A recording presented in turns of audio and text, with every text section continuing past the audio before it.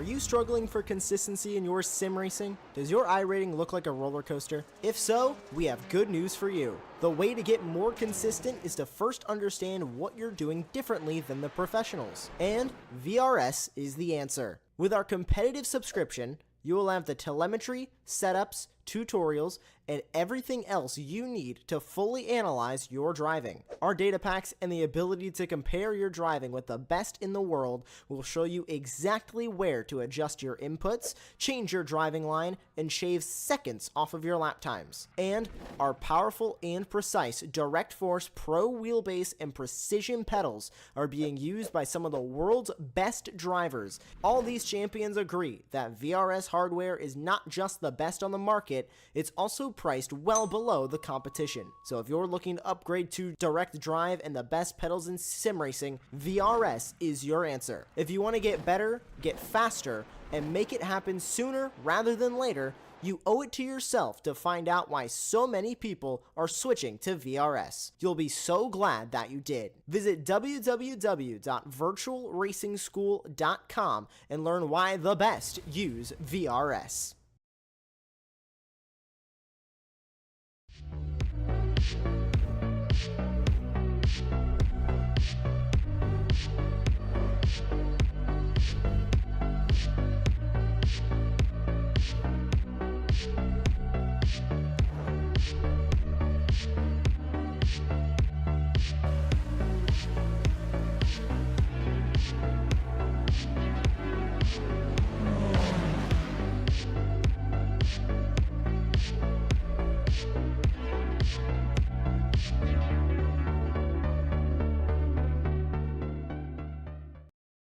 Ricmotech, high-performance sim racing equipment. There's only one place to go, ricmotech.com.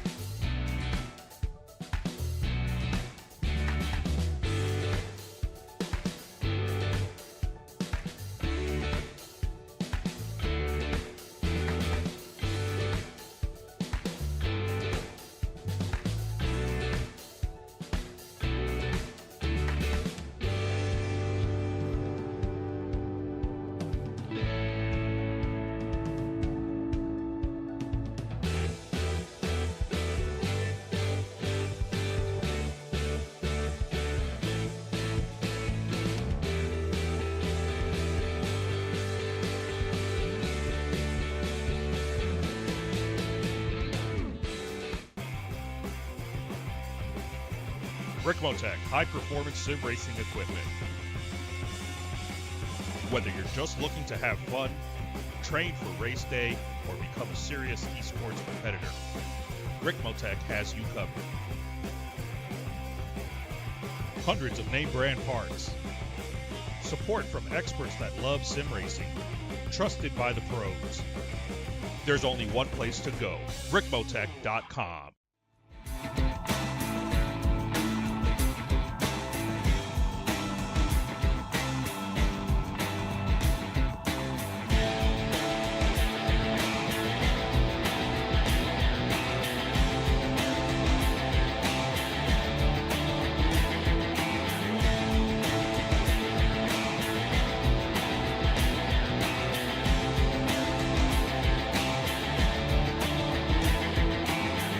The SCCA Foundation is a 501c3 organization serving as the charitable arm of the Sports Car Club of America. One of the programs partially funded by the foundation is the SCCA Academy, an online learning management system used to keep real-life racing track officials up to date on the highest standards of race safety and officiating. Through this program, the SCCA Foundation is supporting the future of the best trained corner workers and event officials in motorsport. You can support these efforts at www.sccafoundation.org.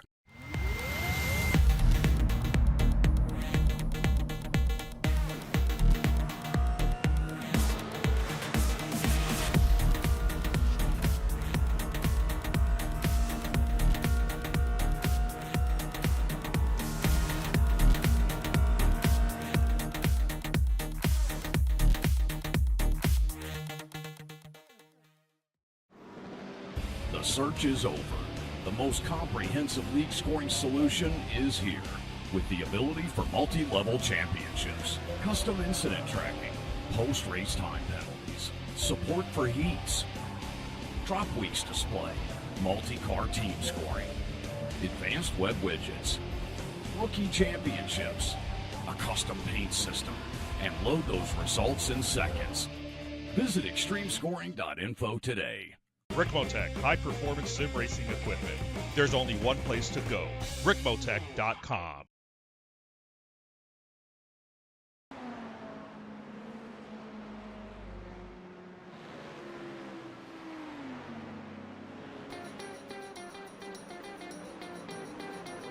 Good evening, everyone, and welcome to round number 3 of the Extreme Motorsports Ricmotech World Challenge and its 11th season, presented by the SCCA Foundation and Buttkicker here on Apex Racing TV. I'm Greg Ginsburg, and right here by my side in the commentary box is Larry Lefty McLeod, along with Jonathan Grabowski, working behind the scenes, giving us all the best views of tonight's action. Like many of Europe's classic circuits, our host this week has seemingly been around since the dawn of motorsport. Nestled in the Ardennes forest and designed to incorporate the roads linking Malmedy, Stavelot, and Francorchamps, this throwback to a wilder, much more unsafe time has, by necessity, had to change much over the years.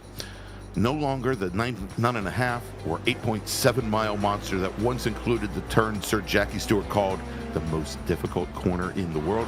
Spa-Francorchamps has said goodbye to the Master Kink, but today's 4.3 mile 20-turn circuit is still home to Eau Rouge, where F1 drivers still consider it a challenge to go flat out.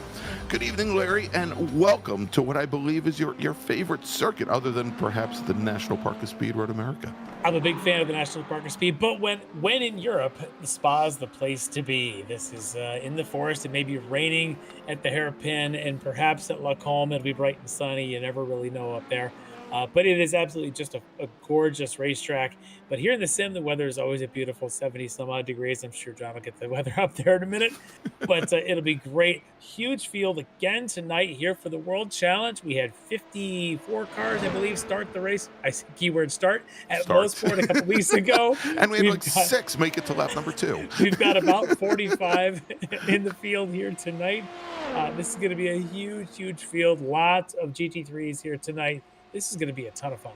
All right. Well, as we've got our drivers out on track right now, Larry, and we've got our very first qualifying times come in, we are, as we always do, turning multiple laps in what is called an open qualifying session, where our racers will have, I believe, 4 laps in order to set their fastest lap time and set the grid for this evening's race amongst 3 different classes: GTP, the LMDH cars, LMP2, as well as GT3. And so as they're coming in, let's quickly give you a feel for those 3 different classes that are in the field, and we'll take a look at our provisional pole sitter at the moment, Larry. Somebody pinch me. It is Bobby Childs in his BMW racing for D2D Sim Racing.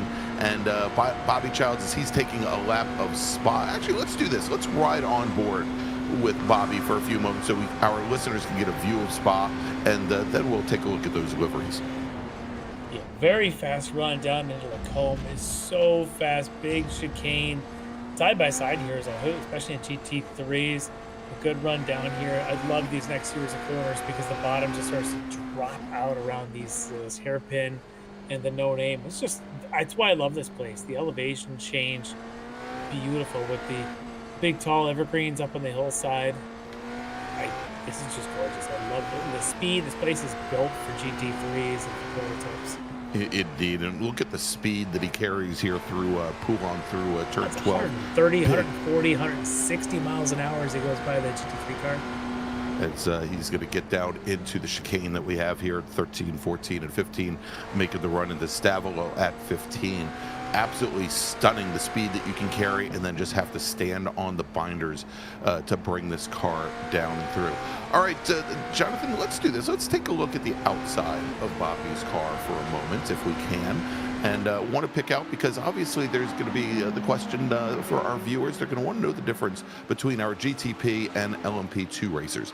And the GTP racers that are traditionally in the BMW, in the Cadillac, in the Acura, going as well. Also the Porsche 963s, I think, will make up most of our GTP field. They're going to have black number boards on the sides of their car, the black windshield banners, and they have some orange mirrors on the sides of their cars. Whereas our LMP2 racers, which are primarily made up of the Delaras, you'll be able to pick them out that they have, I believe, blue number boards on the sides of their cars, end plates on the wings, and mirrors as well. When you take a look at our timer on the left-hand side of the screen, you'll see them all grouped together in that green grouping there. And our GT3 cars, our GT cars, they've got the Ricmotech red number boards on the sides of their cars, end plates on the wings, windshield banners as well. And so as we've got some initial laps coming in over this very long course, Ryan Reisman going to the top of the leaderboard in GTP in his Cadillac. Josh Chinsky in the number 18 Delara. He is provisionally your pole sitter in LMP2. And in GT3, he was your fastest driver during testing this week. Bailey Petrowski, currently your fastest GT3 driver. Yeah, look at those lap times. Nearly 2 minutes dead there for Ryan Reisman. I've run a lot of races in this track and things like spec Fords, Miatas, and Vs. And the Vs are, I don't know, around 3 minutes. The spec Fords, the Miatas are right about 2 minute 50, something like that. These things are nearly a minute faster than all of those, just screaming around here. And honestly, the LMP2 is pretty good speed there. 203 is just 3 seconds slower so far around this massive road course. It's just astounding, the speeds of these really fast prototypes, especially those LMP2 or especially the GTPs. The GTPs, indeed, where they're, as you mentioned, Larry, they're down now into the almost about the 201 range, and right now we have 9 100ths of a second separating Ryan Reisman from Ben Rose. Ben Rose was our fastest driver during the week in practice. Was only able to get his DNA Motorsports Acura down to a 203, so that the GTP field considerably faster than they had been running. The LMP2s, Avon Dorsey in the number 44 Rockefeller Delara turned in a low 204, and as he's been almost every single round, Bailey Petrowski, who moved over from the GTP cars to racing GT3, and his D2D McLaren put down a 2:17.7.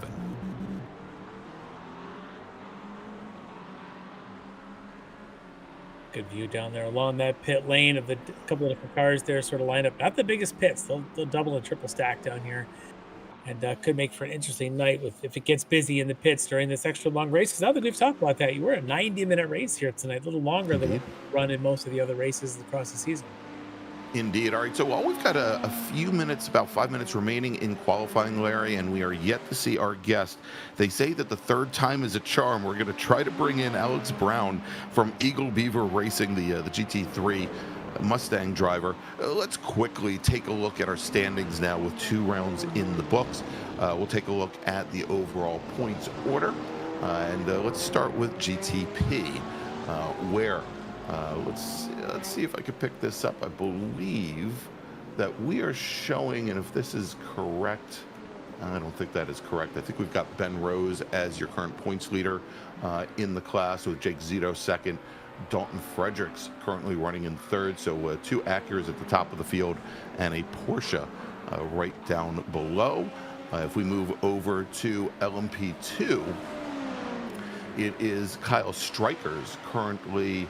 Actually, I take that back. I think it is Baron Glover currently, for the wrong stuff, currently your points leader, with Josh Chinsky, your second fastest driver, or probably your second driver in the championship. Chinsky, your fastest driver provisionally here in qualifying, running for SRT Esports. Josh Vidal, your third driver in the LMP2 championship. And if we take a look at GT3, where we just have a single GT3 class this time, as opposed to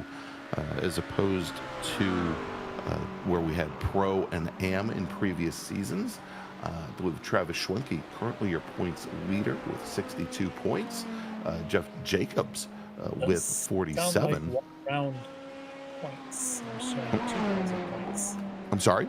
I'm showing 2 rounds of points on the point standings. All right, let's see if we can get this. Ugh. Yeah. All right, well, we'll fix those points. We'll get them right up. Yeah, we'll get them squared away for you. 90-minute race. We'll make sure that we get this updated here tonight. And meanwhile, as we look out on the anything tracks, I say is pointless anyhow, Larry. You know that to be true after spending the past week with me. Just 1 round of point less than it should be. Yes. All right, so we get a good shot there of Lucas Jagoda running on a McLaren now. So interesting to see him out there.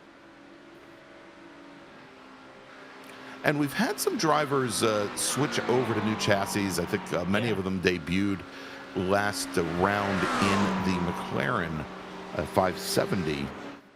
Probably not 570, the 720S GT3 car during our round 2 at Mosport. And let's see here if I can break out some of those drivers. And this is by no means all inclusive. David Steiner from Dominate Racing. David Richards from Walking Pace Racing, right up my alley, right up my speed. Ilya Speaker from Rockefeller Racing. Bailey Petrowski moving over to the McLaren as well. So interestingly, we've got the shot there of Leo Jagoda running, of course, on the Orion team. Of his teammates, some of them are still in Corvettes. As I'm taking a look down here, like Travis Schwenke still running the Corvette. I believe Mike Dam's going to be running the Corvette. And there's a shot of Mike right there. But they decided not to switch. But you look at Leo Jagoda, he did not run round 2 at Mosport a couple weeks back. So he decided that now he's got the opportunity to go ahead and switch to that McLaren. So the team, for the first time, I think in memory, the team of Orion's got different platforms. Different platforms, yeah. All right, let's do this, Larry. We have sitting in the green room right now Alex Brown from Eagle Beaver Racing, and want to bring him in as time is winding down here in qualifying. Let's talk to him. All right, Alex Brown joining us here pre-race. And Alex, it has been an ordeal between technologies to get you in here. Happy to have you in. How's your prep for tonight going? Yeah, I don't know. You know what? This is one of those tracks that I feel like I should probably know a lot better than I actually do. But I felt okay. Tonight in practice, the car felt a little out of the track in the rear tires. So I'm a little loose right now. We'll see. We'll see. I don't know where the heck that lap came from. I would take it. One thing I do want to know though is the graphic, the Eagle Beaver. I got to hear the story and who made that graphic. Uh, honestly, listen, like John Sterling and we've known each other, 13 years on iRacing, and we've been Team Collusion for the last 2 years, and we just decided, you know what, the running joke of Team Collusion has kind of run its course, and I literally went to him and I'm like, so what should we call ourselves? And he's like, how about Eagle Beavers? And it just kind of stuck. I'm constantly razzed by him and my friends for just being Canadian. Not like I'm a whole lot different, but it's two symbols of two proud North American nations stuck together. The graphic is just genius. It is beautiful. I'm a huge fan now of the Eagle Beaver, and every week we look for that graphic. But honestly, I found the beaver head first, and I fell in love.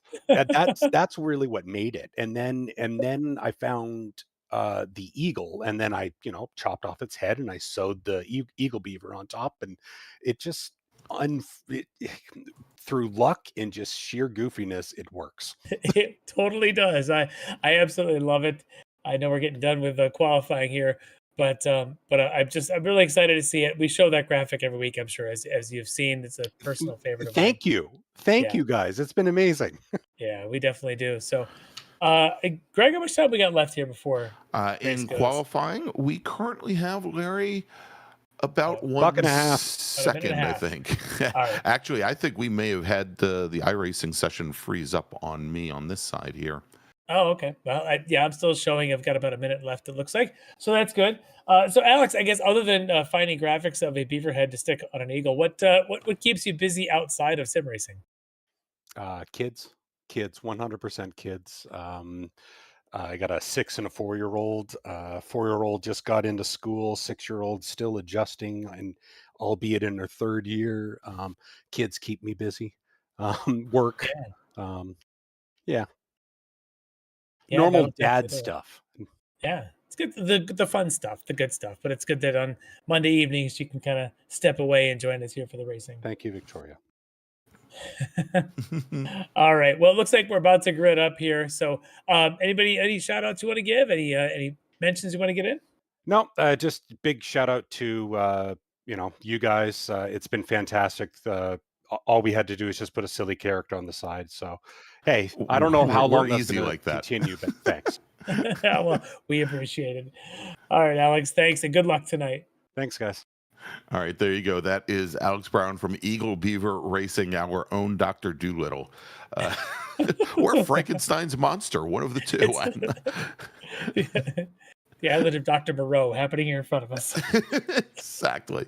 All right, Larry, I think both Jonathan and I are having some issues at the moment getting into this session, so we may have to rely on you to possibly run down our starting order. The graphic may or may probably isn't going out, but what I can tell you is the session has just ended on qualifying. It was an open qualifying, a little unusual here tonight, which means flying laps count, hence the extended time that we were seeing. We are now going to be gridding up just a moment now. So let me run through the grid here. Let me start with the GTPs. And on the pole tonight, sub 2 minutes, Ben Rose on the pole tonight with a 1:59.5. Alongside Ben is going to be Tanner Dibble. DNA teammates are on the front row. On the second row on the inside, Dalton Fredericks will be lined up alongside Ryan Reisman. On the third row, it's going to be everybody's fan favorite, Bobby Childs from D2D Sim Racing. He'll be lined up alongside Jake Zedell. On the fourth row, Jim Pfeiffer will be on the inside and Adam Johnson on the outside. Let's head over to the LMP2s, and starting on the pole for that group, Josh Chinsky's got the quick time there. On his left will be Dave Manena. On the second row of the LMP2s, Caleb Lehman will line up alongside Josh Fidel. On row 3, it's going to be Aaron Beaver from Rockefeller Racing and Kyle Strikers from SRT Esport. And then finally, Avon Dorsey lined up with Baron Glover on the last row of LMP2. Greg, you back in yet? I'm in, but I think we're still waiting on John. All right, very good. Hey, we're back in the land of the living here. Do you want to as attempt the rest the of our drivers GT3s? are still looking to put themselves on the grid. You want to take the GT3 grid, or you want me to continue? Yeah, let's see. I think we can do that. Yeah. On pole tonight in GT3 from D2D Sim Racing in the number 115 McLaren, it is Bailey Petrowski. He's going to have Leo Dragotta starting directly to his outside there in the Orion Racing Machine. Then we've got Chase West is going to be starting fourth with Alex Brown from Eagle Beaver starting on the outside of row number 2. We got Travis Schwenke, who will start fifth today with Mike Dam starting in sixth, his teammate. Then we've got Brian Bennett starting in 7th position.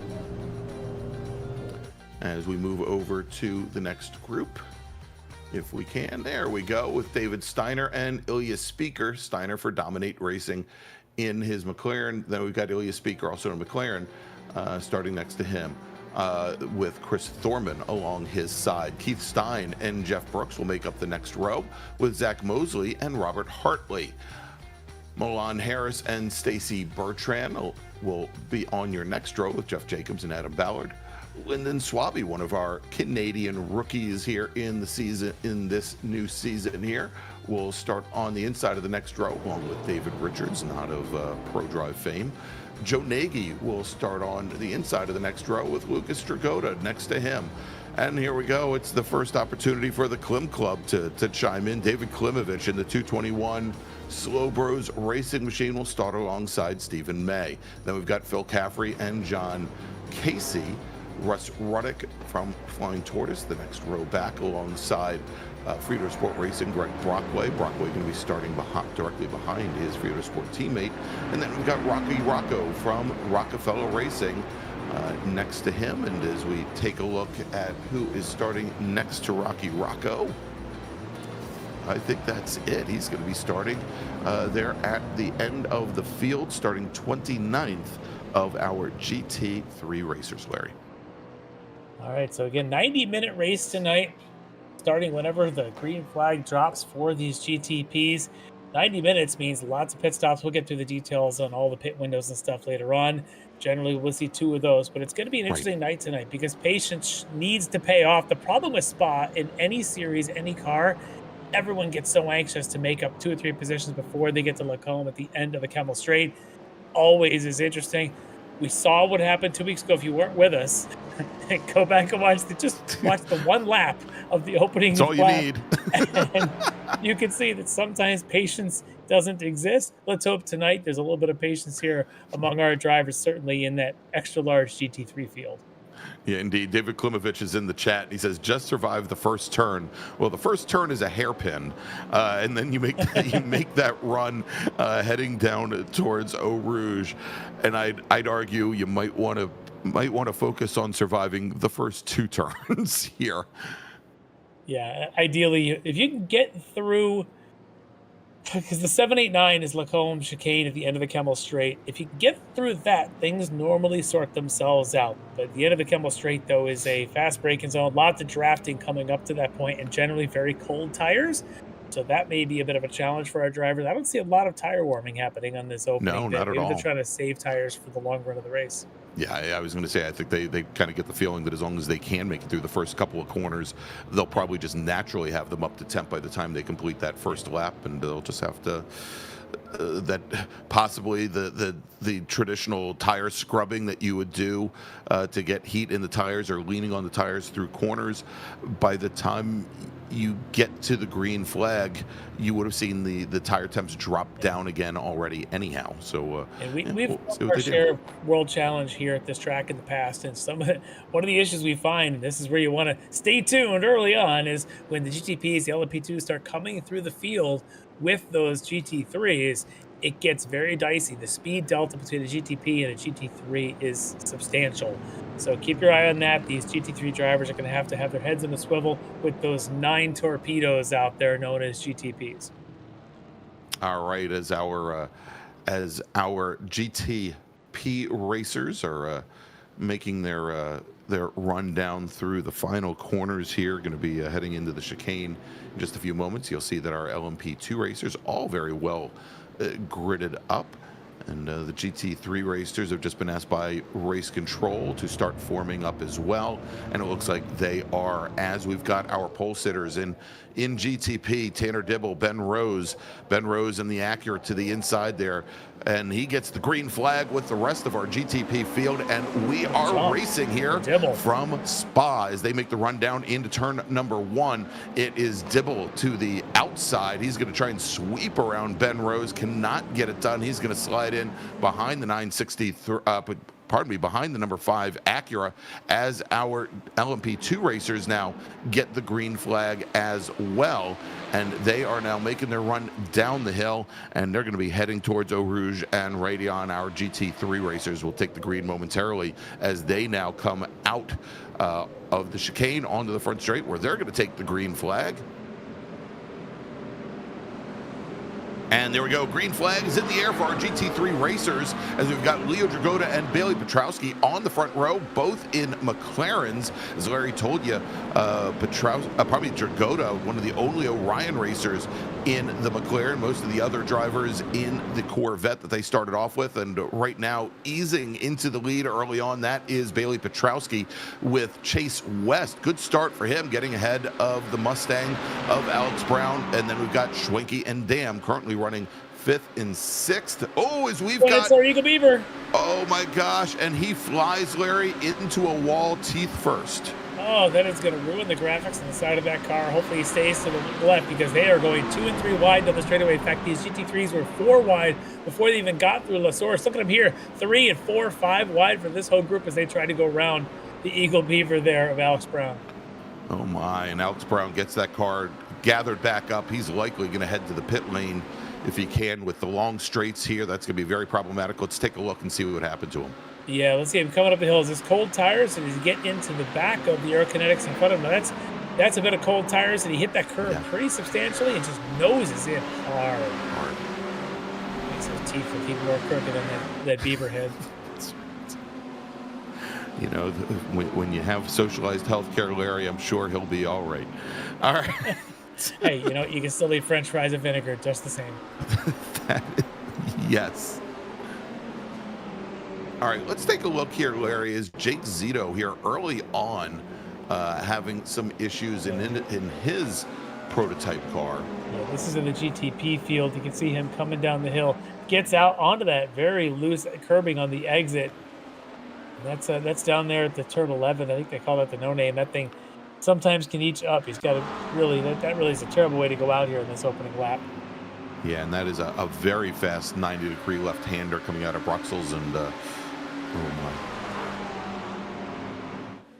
my. All right, early on, Larry, we've got a drive-through penalty assigned to Milan Harris in his Lamborghini for an incident responsibility. I don't know if John can bring that up or not.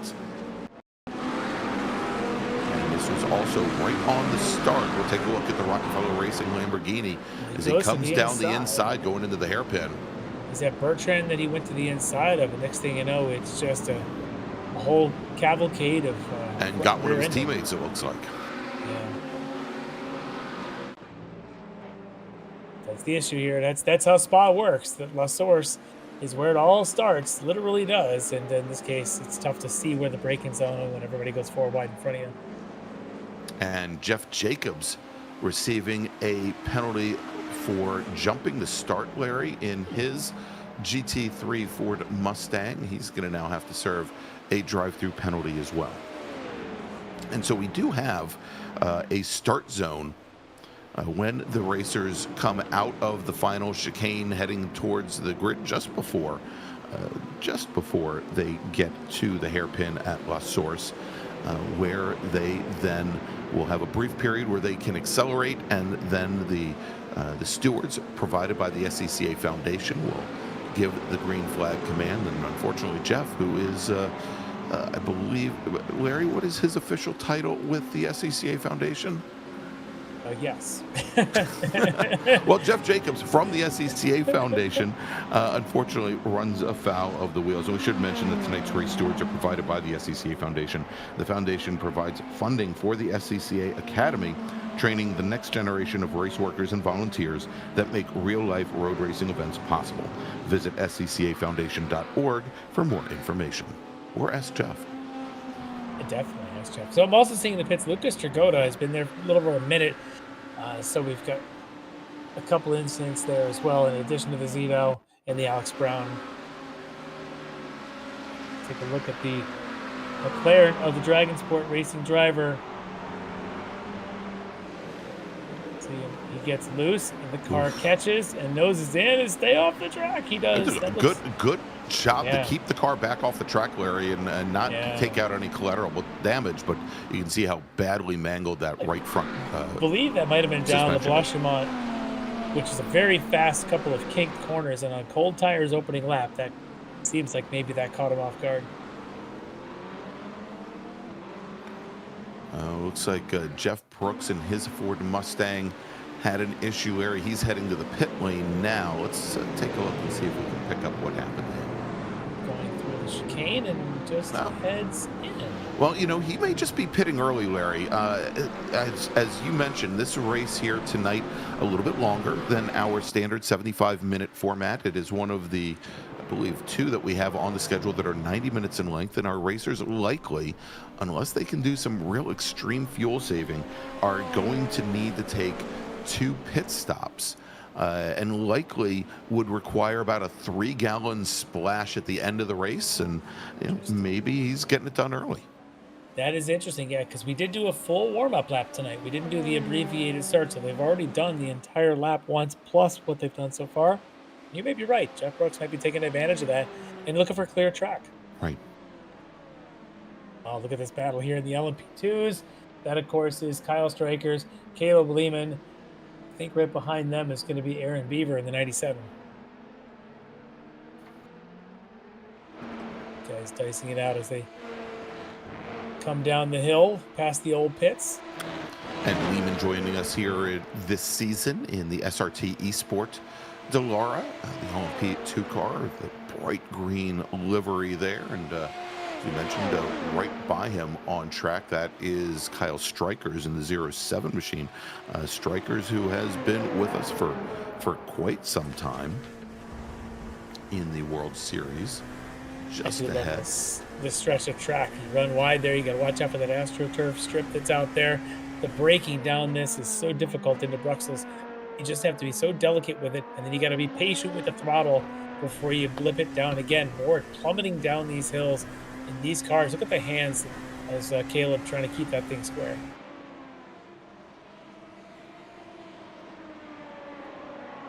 And now, of course, these LMP2 cars, where you've mentioned how difficult they are to drive, they do not have ABS, correct? The LMP2 cars, I believe, do. It's those old LMP3s that are the ones without the ABS. The LMP2s, though, are relatively, I would say, almost easier, but I've got some seat time on those. I've done a lot of the Daytona 24, the 12-hour Sebring and those. And I love the cars for those long-duration endurance races. I think it's just fantastic to drive, very comfortable getting the rhythm with those cars. But to me, much more comfortable than, for example, the GT3s. All right, as we're on board with Zach Mosley right now in his number 237 Ford Mustang. Zach currently running 12th in GT3. It's around about a couple of Corvettes Keith there. Stein in his Corvette, yeah. Yeah, and then he's got Rob Hartley in the Orion Corvette right behind him.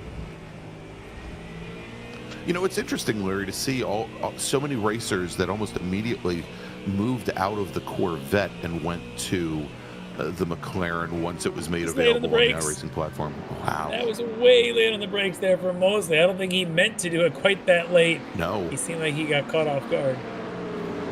But, you know, we're seeing many racers that have moved over now to the McLaren, and it seems to almost mirror what we've seen in some of the real-life series, where some of the initial teams that have picked up that Corvette chassis just have not been able to find the speed. Obviously going to take quite a bit of additional development with that chassis, where some of the others, like the McLaren, seem to be strong right out of the box. Yeah, which says a lot what Chase West is doing tonight in one of those Corvettes. May also explain why Leo Jagoda opted for the McLaren, given the opportunity to keep pace with the Bailey Petrowski. So I think you may be right there. The McLaren may be a little bit easier to drive, and the Corvettes may still be a bit of a struggle, but they make great sounds. They sound like vroom, vroom, Larry. They sound like vroom, vroom. They're not exactly like a Mazda vroom vroom, but I guess it's a zoom zoom. It's a little more piston popping V8 sound. No flying Doritos, huh? Let's not talk about Doritos and the suffering that went on last weekend. But we can take a look at the Cadillac, which also makes loud noises. That, of course, is Adam Johnson in one of those Cadillacs in GTP. Good noises there. High revving motors. Little flash of the lights as he works his way through the GT3 traffic with the BMW of Alvarado directly behind. And then Jeff Jacobs there in that bright orange Corvette. Ooh. He's trying to stay out of the way. I think we just had Jim Pfeiffer go for a bit of a wild ride, Larry. They're gathered the rear end of it up just in the trailing shot of our camera there as he was coming out of the hairpin over at La Source. Remember, these cars have a ton of aero grip, but there's no aero at La Source. It's all mechanical, and sometimes there's not enough as he locks up the front end, gets the back end drifting. That's how it works sometimes.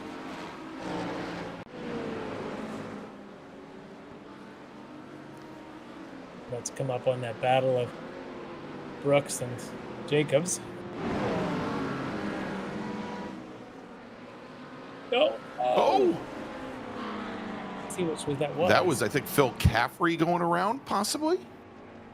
That's Keith Stein in the 248 in the Corvette. One of the Rockefeller Racing entries there. Good recovery. And I think that might have been David Klimovich in the light blue Porsche directly behind. Let's take a look.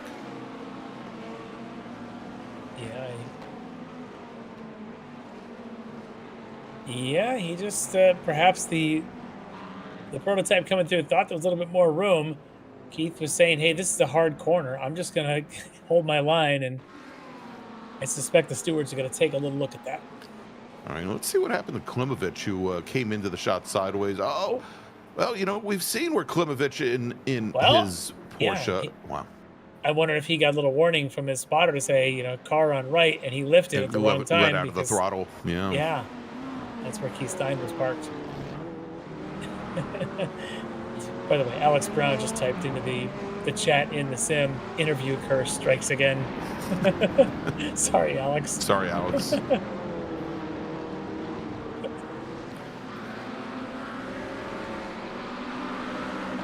Kyle Strikers here on the front stretch. His LMP2. Big train of cars in front of him. He's going to catch them right before they even get to Eau Rouge Radion. This is hectic. Caleb Lehman there in the GTP car.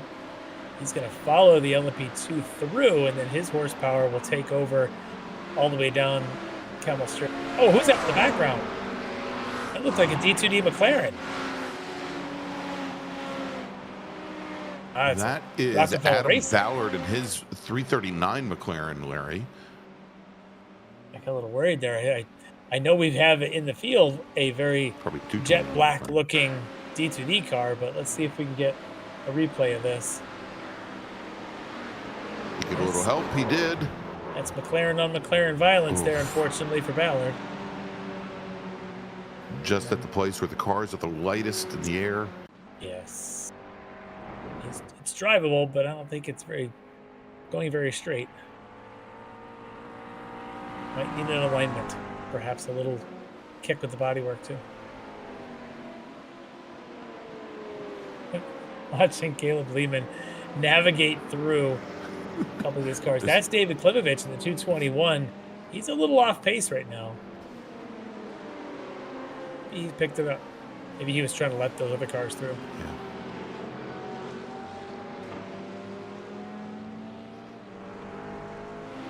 Or maybe just a GT3 car looks like it's very slow compared to the speed of those GTPs.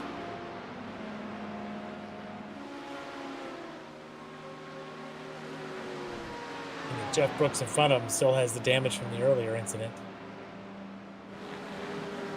I take the wide line there for Mr. Klemovich.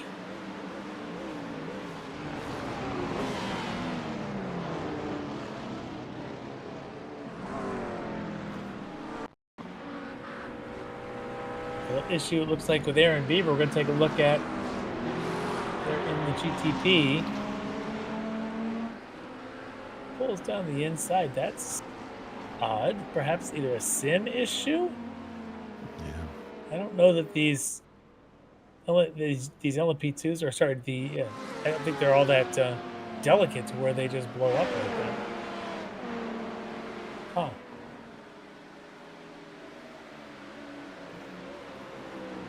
All right, we've got Avon Dorsey there in his Dallara LMP2 car fighting for third right now with Josh Vidal in the number 26 machine. The Rockefeller Racer and the Wrong Stuff Racer as they're coming up on the back of one of the Wrong Stuff GT3 cars, and we just had somebody run very wide through there in his Porsche 963, I think. With Jim Pfeiffer? Pfeiffer, I believe, yeah. Yeah, he went really deep there at Bruxelles and came back on right in front of this pack. So now Pfeiffer's there. Dorsey's in that Rockefeller Racing LMP2 and a little quicker right now as Pfeiffer looks like he's carrying some damage, and that's going to be more of it. Oh my. It's going to be a hard hit in the wall as well. And the Sector 5 racing car there off. And Zach Mosley, I don't know what happened to Zach Mosley in the Porsche, but or probably not the Porsche, in the Mustang, but he's got a definite crab walk going on right now. Yeah, that is a crooked horse right about now. Yeah. And he's no. He's trying to stay track right, and the only way to do it is just to hook it. I suspect to be on the toe. All right, I think he may be getting caught up here in this Pfeiffer and Dorsey battle, and he's trying to stay away from them. And actually, then it's Vidal comes through. As that battle hits the wall. So that's what we were watching just a little while ago. But watch so then Dorsey come back on the track. The rejoin, maybe. Yes, the rejoin of Dorsey on the other end of the chicane. Get a different look at it. Of course, it's Mosley after the fact. But back this up a little bit. We'll see how he. All right, let's see if we can get where Avon Dorsey comes back on after the contact here. Because he goes much deeper down through the gravel trap and into the grass. And we can see there where Mosley was almost right on the edge of the track. And I think that was it, Larry. I think just the contact there was enough, a brief glance, what looked like a glancing blow was enough to just a unsettle the Mustang. A little hip check sends Mosley into the wall and ultimately onto the toe. Look at that little junkyard pile up there in the pits right now. But we're still batting better than we were 2 weeks ago, so we'll take it. Good shot there of your overall race leader. We have not talked about very much in his Acura. Ben Rose leading over teammate Tanner Dibble. A couple of DNA entries at the front. Ben Rose, Tanner Dibble running the Porsche. Rose in the Acura. They're about 6 seconds clear. Dalton Fredericks in his Porsche. And another 4 seconds to Ryan Reisman. So this little battle, these guys at least are probably going to play nice, but at some point they're going to have to deal with some pit stops somewhere in this race. We've seen a couple of cars come in and, well, sometimes not by choice to come in for some damage repair. A few others maybe have come in for an early stop. But we expect these GTP cars, Greg, probably to stop twice tonight. Yeah, that is the thought. And again, that second stop, just a splash and go across each one of our three classes. In GTP, we're looking at maybe 3 gallons. I think the outlier is actually the LMP2 racers, who may need to go with about 7 gallons, assuming they're running the normal fuel load and fuel burn calculations.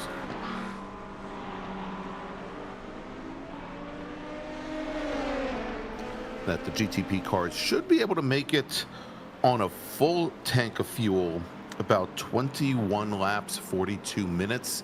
We're working lap 10 right now. for them in the LMP2 cars, about 18 laps or 38 minutes. And GT3, also about 18 laps and 43 minutes. They're very close to the GT3s and the GTPs to making it a one-stop. I don't know if they can really sip the fuel and do some fuel-saving techniques, but I suspect those GT3s, we're going to probably see everybody coming in here at some point. Well, one driver may not have wanted to come in. It sounds as though Ryan Reisman is going to pick up a drive-through penalty for that incident that we saw a little bit earlier on the replay. That's unfortunate.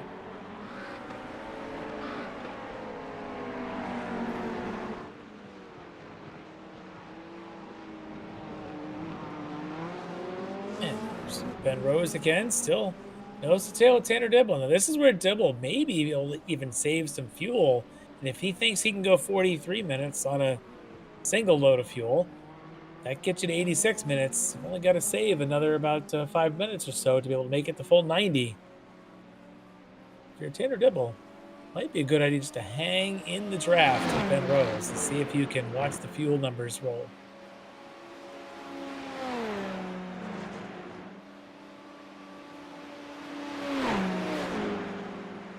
Speed on the Kemmel Straight, 182 miles an hour, 183 miles an hour for Dibble in the draft.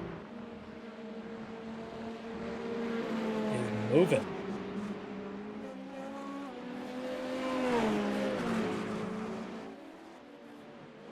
No real aggression here.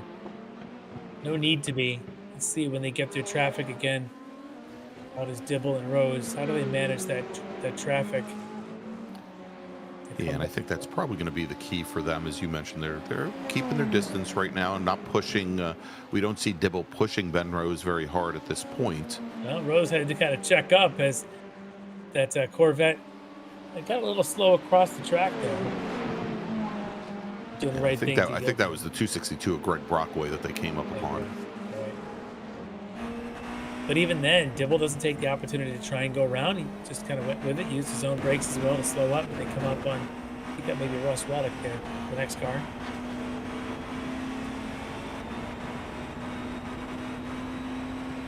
I didn't take one.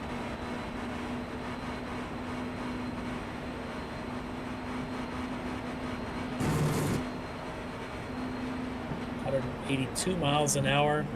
That time, down to Blanchimont towards the chicane.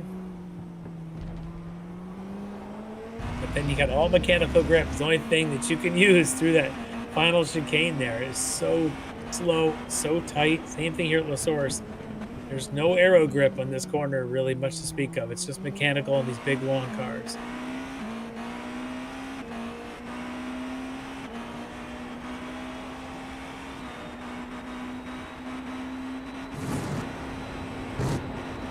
The little lift coming in and then flat out through, right there through a Rouge, Radion up the hill. But look at the traffic in front of them. This is going to get interesting. Yeah, they've had a good run so far without a lot of traffic to contend with for the last 2 laps or so. But now they're going to get into the thick of some of our GT4 traffic. I see Corvette taillights there. It looks like John Casey will be the first victim. From the Casey might be Rocky Rocco, in fact, in his Rockefeller Ferrari. Yes. Rocco's trying to determine how far over is enough to move over. And a few more to get by here through this chicane, which just makes it that much more frustrating in this GTP. That's Ilya Speaker in the McLaren. He went by first. And of course, that's Milan Harris in a Lamborghini. In fact, there. It's going to slow up just a little bit Tanner Dibble to get through the rest of them.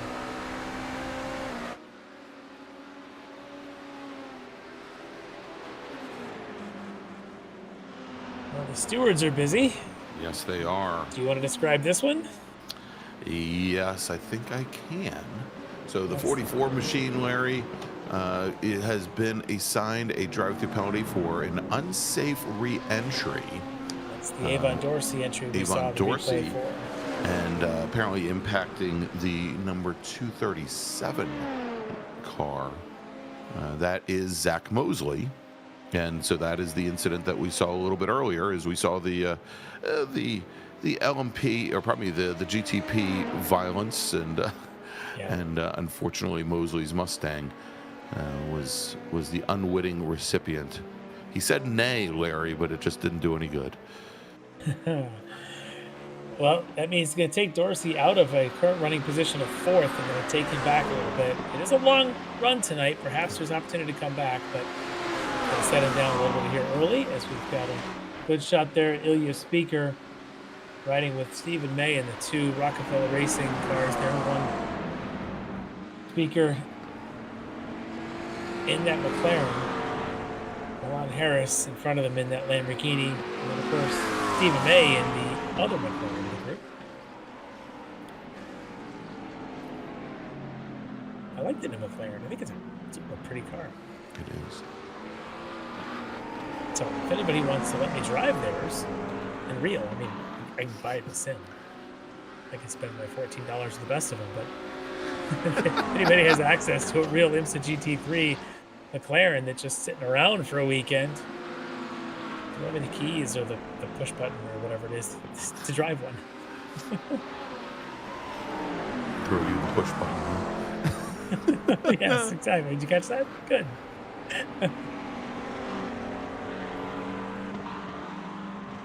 Those two are teammates, though. Harris and Speaker, both in the Rockefeller Racing. You can see similar liveries on those cars. So very much like our DNA Motorsports entry sitting in the front of GTP, these two seem to be playing nice so far. Looks like an incident that's under review for contact, says, between Ben Rose in the 5 and the 63. Quickly scanning. That's David Steiner. And Steiner, in fact, is in the chat in the sim saying, please don't penalize. It looks like it's netcode. So even Steiner, who may in fact be the victim in that, is making his case in favor of Ben Rose. So Steiner doesn't want to see a penalty going out on this one. I like that. When you know that it was, very Canadian like for the Australian. Yeah. Yeah. It's great when it's netcode. Yeah. Netcode apparently between the U.S. and Australia is a bit of a delay. Who knew?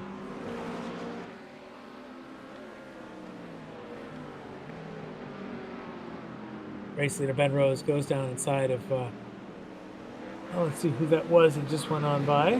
Adam Ballard, I believe, in that McLaren, and now he's going through the number 60 in a Ford Mustang, Chris Thorman.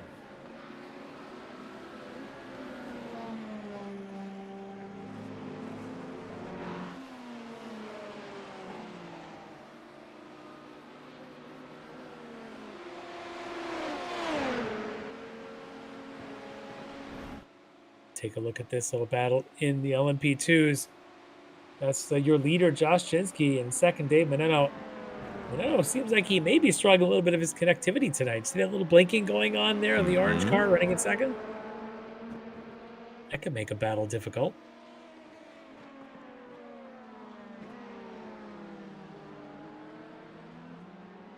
Yeah, this is for the lead in LMP2. Just a couple of car lengths separating these guys. But again, like the other classes, there may be some pit stops that are going to come into play. And the pit window is open for anybody should they want to come in for an early stop. A lot of drivers like to wait until they get to the lower fuel load and not be running on fuel the entire race. But at the same time, you can find some clean air and you can separate yourself from your rival. That can go a long way too.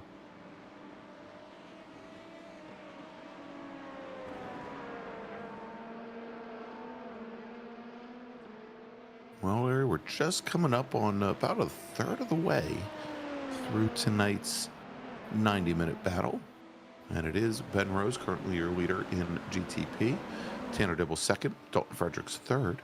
In LMP2, it's Josh Chinsky, your leader, with Dave Menino second, Caleb Lehman third. And in GT3, Bailey Petrowski, Leo Dragotta, and Travis Schwanke, your top three. Yeah, we had seen early in the race that Leo Jagoda looked like he just wanted to kind of check away from the rest of the field behind and stick with Bailey Petrowski, but Bailey seems to be on another level tonight now, opening up that gap to just over 3 seconds, maybe using some of the traffic to his advantage in his McLaren.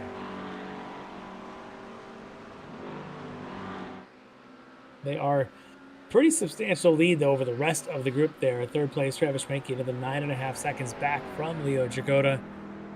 Those teammates driving different cars now. And right now, I'm telling you, Leo may have made the right choice, at least for tonight here at Spa, and driving the McLaren for the rest of the season. Although we might want to drop a little bit further back in the field, John. Looks like we got a nice battle. That's what I was looking for there with Chase West and Brian Bennett.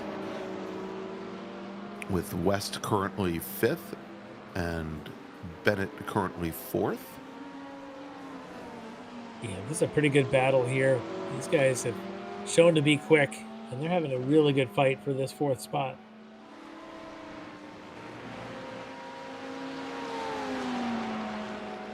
You've seen different makes having a good fight, the Corvette and the Porsche. Very different cars. Both mid-engine, but very different. Yes, I know I just called the 911 mid-engine. I believe their GT3 car is actually classified as mid-engine, not rear-engine. They've shifted it forward just a little bit. Just a little bit.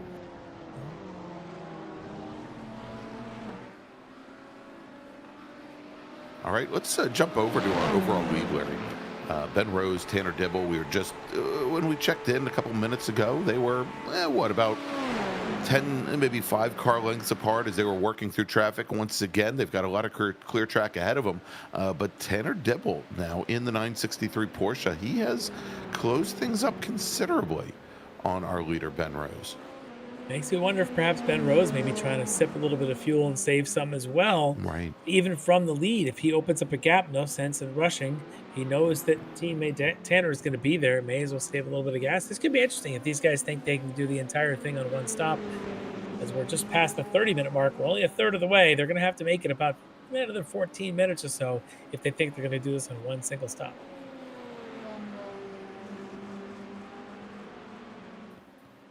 All right, heading on to the pit lane now from second in LMP2, Larry, is Caleb Lehman in the number 819 machine in that bright yellow SRT eSport Dallara.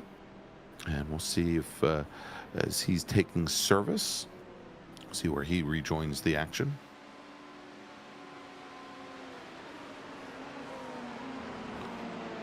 Yeah, David Klimovich there right now, just in front of Jeff Jacobs. As the Klim Club goes crazy in the chat, even. A couple of them on here tonight. Christine in the chat.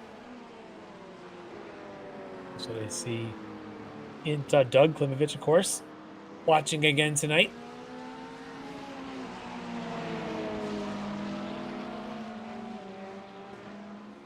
See if he can hold off Jeff Jacobs and do to Jeff what often Jeff does to everybody else and drives a wide car.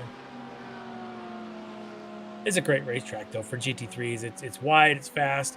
There's lots of good braking zones. You can just see how much room there is. So it is possible to pass around Spa, and it just makes it that much more exciting.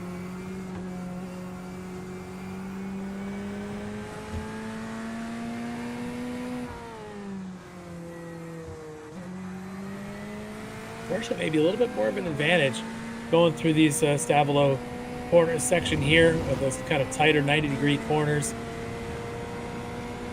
Yeah, it's able to hunker down a little bit more, transfer the weight a little bit more easily back to the rear of the car. Even as we're talking about how the engine has maybe been shifted forward a little bit, and it's not a true rear engine machine. I think owing also to that slightly shorter wheelbase as well, you see that happening. And it could be a setup difference as well. Jeff Jacobs may just be struggling a little bit, putting power down with the setup he's trying, because here Chase West seems to be sticking with Brian Bennett very well. And again, it's a Corvette and Porsche battle going on. So Chase may be a little better setup or handling some of these corner exits a little better than what we saw for Jeff Jacobs.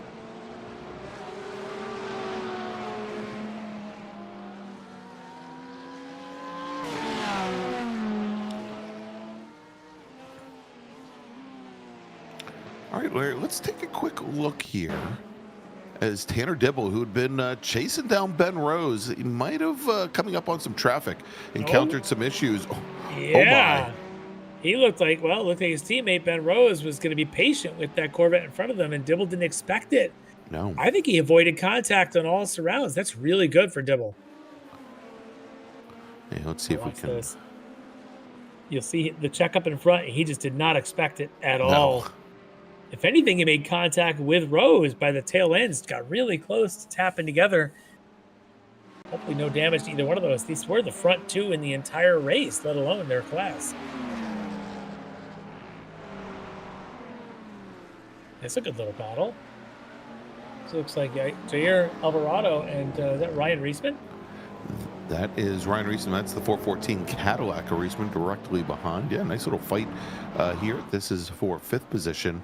I believe that we have already seen Reisman come down the pit lane once already due to a drive-through penalty.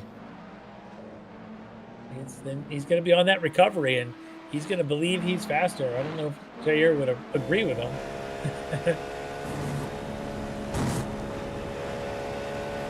We talked about the Australians and the Canadians in the field. We've got, of course, mentioned Jair from Mexico running here with us tonight, representing another country. Always cool.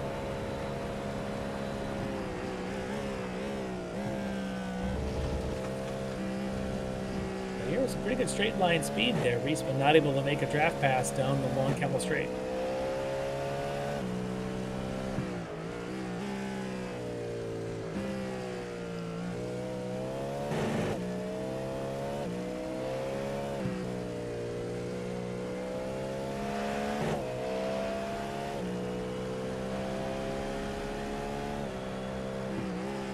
If Reisman's able to use some aero advantage, though, as they come down here through Puhan all the way down into the chicane. Now you're looking pretty good, though, at this stage. You got some traffic, though.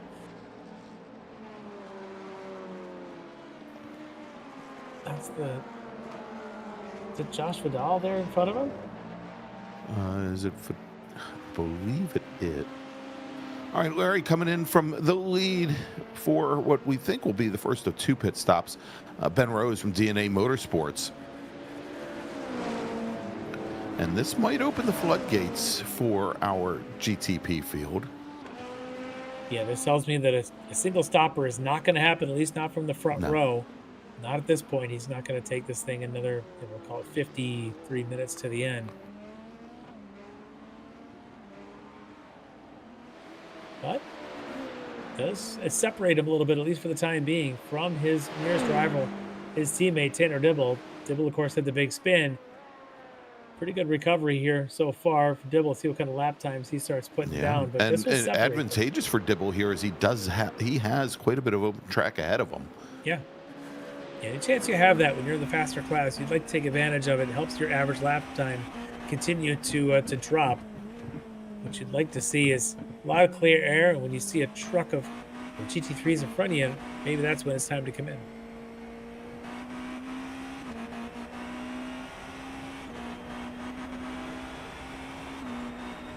All right, so Rose now back out on track, rejoins in 7th position.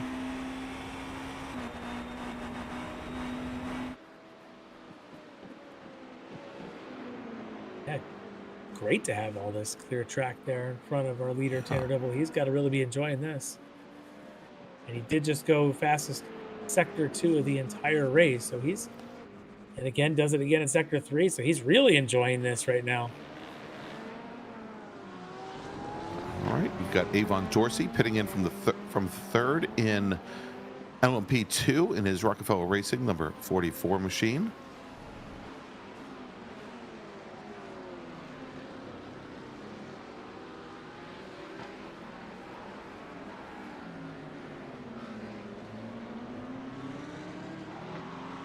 This battle hasn't changed yet in a while. Milan Harris and the Lamborghini still just a couple of car lengths ahead of teammate Ilya Speaker. This is the battle, I believe, for 12th. In GT3, 13th position. Timing towers off. All right, Tanner Dibble jumps in from the lead. Larry in his probably GTP Porsche. We'll be watching for Ben Rose and see where Ben is on track. See if both of these guys went for full fuel Rose loads. should be coming out of the chicane now. There he is. They have the option of, because I know they have to stop one more time, they could do a partial fuel load, continue on, and then come in for a larger fuel fill later on, but it's going to get the lead, at least the virtual lead, back to Ben. And just as he comes out, Dibble now heading down the pit lane. About 6 seconds or so between those two. Again, none of the other front runners, Dalton Fredericks, Bobby Childs, Jair Alvarado, they have not stopped yet. But just between Rose and Dibble now, about 6 seconds or so. As I say that, Josh Shinsky, your leader in LMP2, into the pits from SRT Esport. Right at that 40-minute mark.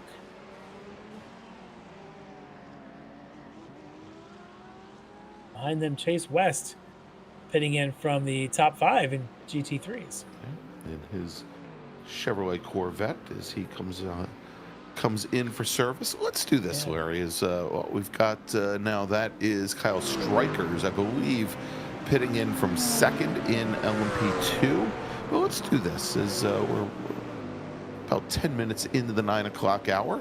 Why don't we take a quick break? Well, thanks to our partners and sponsors. And when we come back, we'll take our viewers all the way to the checkered flag here from Spa, where you're watching round number 3 of the Extreme Motorsports Ricmotech World Challenge, presented by the SCCA Foundation and Buttkicker. We'll be right back. Ricmotech, high-performance sim racing equipment. Whether you're just looking to have fun, train for race day, or become a serious esports competitor, Ricmotech has you covered. Hundreds of name brand parts. Support from experts that love sim racing. Trusted by the pros. There's only one place to go, Ricmotech.com.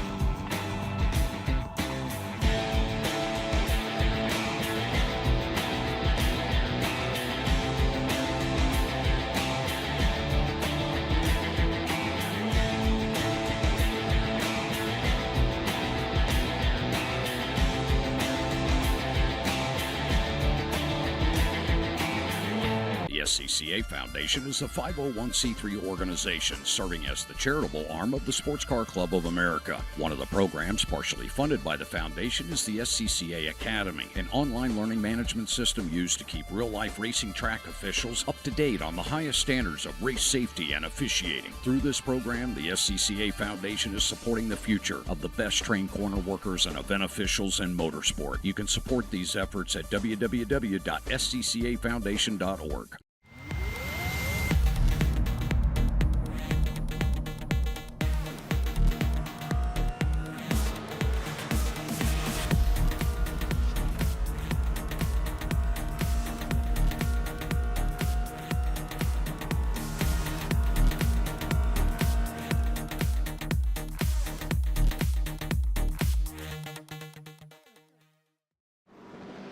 The search is over. The most comprehensive league scoring solution is here, with the ability for multi-level championships, custom incident tracking, post-race time penalties, support for heats, drop weeks display, multi-car team scoring, advanced web widgets, rookie championships, a custom paint system, and load those results in seconds. Visit extremescoring.info today.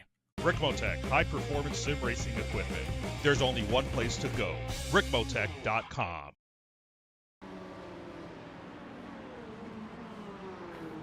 And we're back here at Spa-Francorchamps, where it is round number 3 of the Extreme Motorsports Ricmotech World Challenge, presented by the SCCA Foundation and Buttkicker here on Apex Racing TV. I'm Greg Ginsburg, along with Larry Lefty McLeod. We've got Jonathan Grabowski bringing you all the great views of tonight's action. And Larry, if we take a look at the clock, we've got, we're 45 minutes in, almost halfway through a 90-minute fight to the checkered flag here, the first of our endurance races this season. Yeah, and it's so what we've seen so far is certainly the GTPs, the fastest of the fast. They have all done their pit stop. It's back to Ben Rose over Tanner Dibble. Ben Rose just reset fastest lap of the race, and then Tanner Dibble resets fastest lap of the race at a 2-minute 0.5. So there's your leaders there. This is the one that's been leading most of the way in the GT3s. Bailey Petrowski in his D2D Sim Racing McLaren. He was hitting a couple of second lead there on the young driver Leo Dragotta. Leo, I think, has already stopped, if I got that right. I believe he has, but his teammate Travis Schwenke now coming down the pit lane for his stop. So if they haven't stopped so far, they likely will right now. If they can stop now, there's a theoretically they could sip fuel and make it to the end.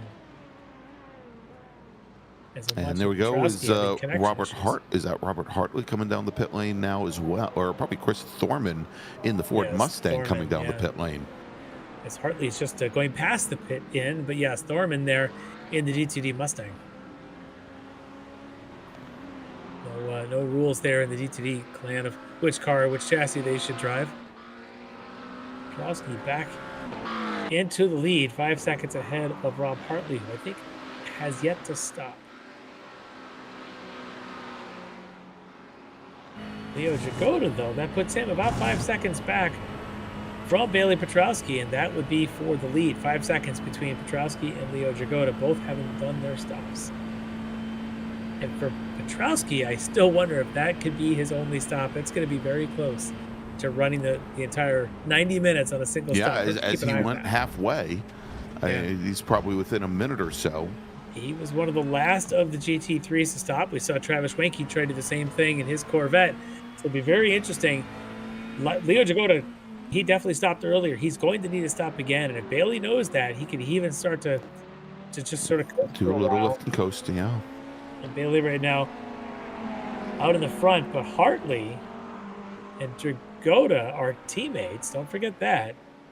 Dragotta may be doing his own fuel saving, in fact, behind Rob Hartley.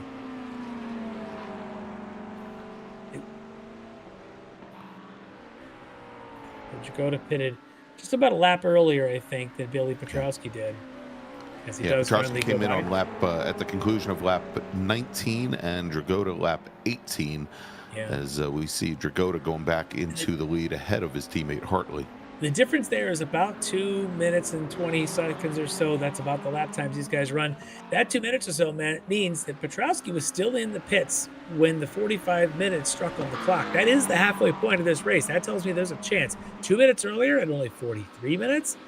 Now he's got to go run 47 on a single load of fuel. That's where you really start hoping that maybe the clock comes out and strikes midnight, so to speak, right as the winner crosses, as opposed to maybe having to do an extra 2 minutes of a lap around. So it's going to be very interesting to watch this near the end. We've seen this before, where a driver went the full 90 minute on a single stop. Saw that I think the last season. And we notice here, Larry, big gap now opening up between Leo Dragotta and Robert Hartley, and Hartley taking his car down the pit lane. He just left the pit lane, I thought. Or is this his first stop? I think this is his only stop, which means he could definitely make it to the end, because there's only 42 minutes left. I have a feeling Hartley's going to do this thing on a single stopper. That's amazing. He was able to do it. Proves that you can do more than 44 minutes or 43 minutes that the estimate was telling us to start tonight. So this will be interesting. This is interesting, and that's a lot of contact between some LMP2s trying to get around that Mustang. Josh Vidal, I believe, and Kyle Strikers. Let's see if we can take a look and see as they were coming up on an unsuspecting Ford Mustang, Larry, who I think has probably had his share of excitement for the evening. Yeah, watch this for Josh Vidal's view. The speed he's carrying, he's trying to stay left. I didn't see which was the other. Was that Strikers? Well, so Zach Mosley was your Mustang. I think, and then goes Kyle Strikers, might have been the other LMP2. Yeah, there he is. Car. And he's the one that maybe didn't realize the speed that Vidal had coming up the hill. Yeah. Luckily, they were able to get away with just light contact, but that could have been a huge disaster for all three of them. Sure, for Zach Mosley, that's the last thing he needs is another LMP2 car. He's had one of them already hit him hard.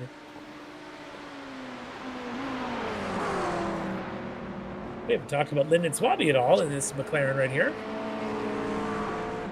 Lyndon, one of the Sector 5 racing entries, and a good little battle with Keith Stein and Corvette for the top 10. And Larry, I think in conjunction with Petit Le Mans, if we quickly take a look at the schedule that we've got coming up over the next couple of weeks in our two different Ricmotech leagues. Next week, Monday night, October 14th, the Mini Mike Sports Car Challenge for our LMP3 racers and GT4 racers will be at Michelin Raceway Road, Atlanta for twin 35-minute sprint races. And then in just 2 weeks, October 21st, we're going to be right back again as the Ricmotech World Challenge goes to one of its slightly shorter format races, 75 minutes and for our LMP2, for our GTP and GT3 racers, pardon me. And then in 3 weeks, the Mini Mike Sports Car Challenge, heading to a track that we haven't been to in I think a couple of seasons now, and that is Magny-Cours, which is certainly an amazing test track. I mean, it is something that presents challenges for practically every type of chassis. I think that's going to be a great race. Yeah, that'll be interesting. And we don't have to fly to France for it, so it's even better.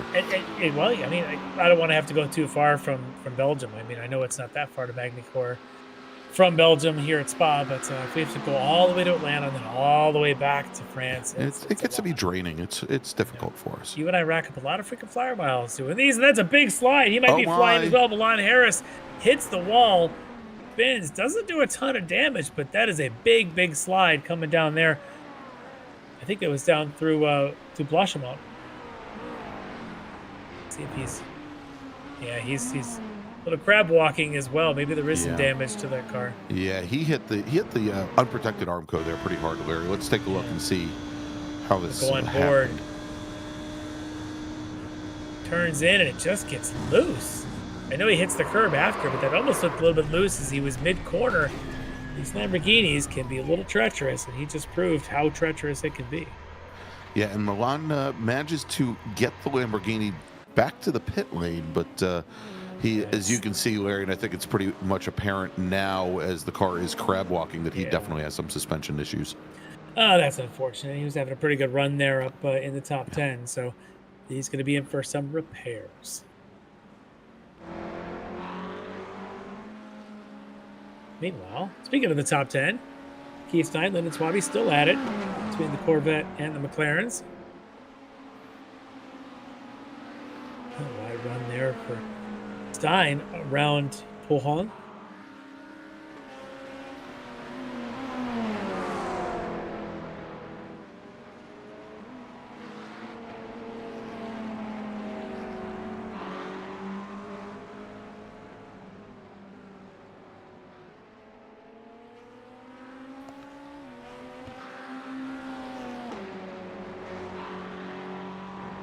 Yeah, these guys have been at this battle for quite a while now. We'll see if this battle continues all the way up to their final fuel stops. You can see them when they're not pitting. They're pretty close lap times there. They are back from the battles out in front of them, though, so... Yeah, they're in a nice little pocket there. It's a good little battle. This may only be the battle for sixth, but it's good nonetheless. That's Avon Dorsey, who we saw earlier, and it was also given that drive-through penalty for the unsafe re-entry. He's now going to be trying to make the pass, and I think he does on Baron Glover. And then catching to the back of one of the Aerokinetics Corvettes. Is that Chase West?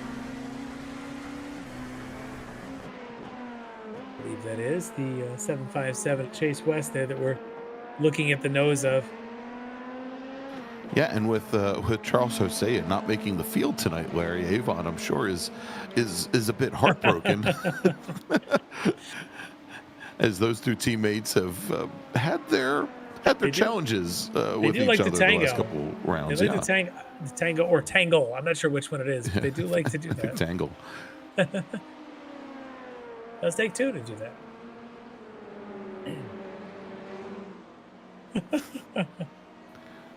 I can hear the groans from here. I can. Meanwhile, the sound effect that Jonathan just gave us in our ears is almost the same as my as as my abacus sound effect. No need for an abacus tonight. No. We might need that in a couple weeks when we get towards the end of the season, because the points are going to get a little crazy with all the attrition that we've had both 2 weeks ago at Mosport and some of the attrition, to be fair, that we've had tonight. It's going to be a pretty wild point season when it comes down to it. Getting strong top 5 finishes is probably going to be enough, certainly in GT3s. If you can get top 5 every week, you get a chance to win this championship. That's how it's going to go. So yes, we're going to need to pull out the abacus. I'm not sure we'll need a sundial, but any sort of old world calculation tool. Bring that on when we get into November.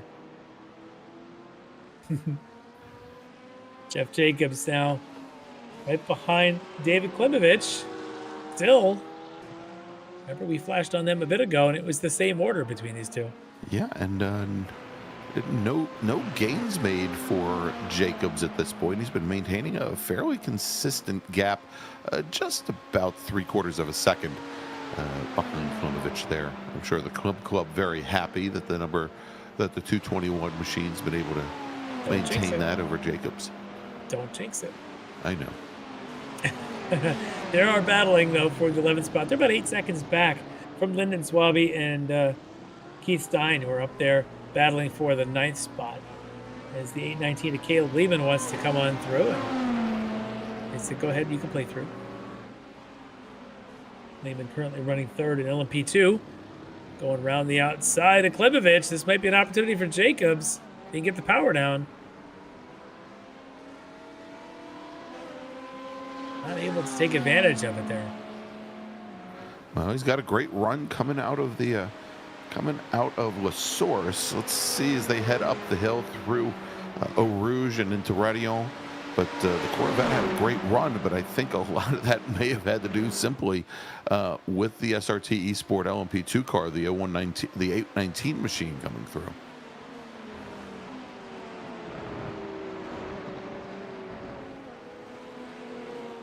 These are the race leaders now trying to get through there with Ben Rose and Tanner Dibble. Ben got through. Dibble now having to fight his way past this great battle of GT3s. There's that 963 DNA entry coming through.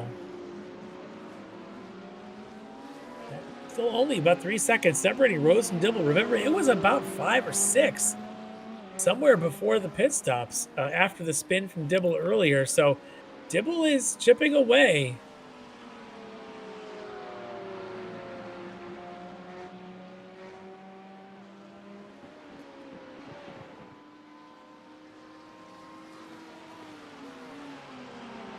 Closest battles on the track.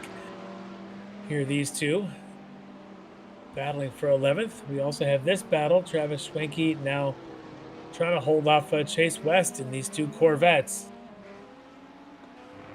It's the battle for 4th. I mentioned earlier, on the top of the broadcast, we were trying to go through the point standings. And from what I understand, looking at the GT3 category, since we're watching GT3 cars, the GT3 point standings have, I believe it's going to be, that total's definitely not right. That's what I ran into, Larry. that looks a little better. Bailey Petrowski leading in the GT3s, having a 3rd place from Indy and a win at Mosport. He's sitting on top of Eric Palacio.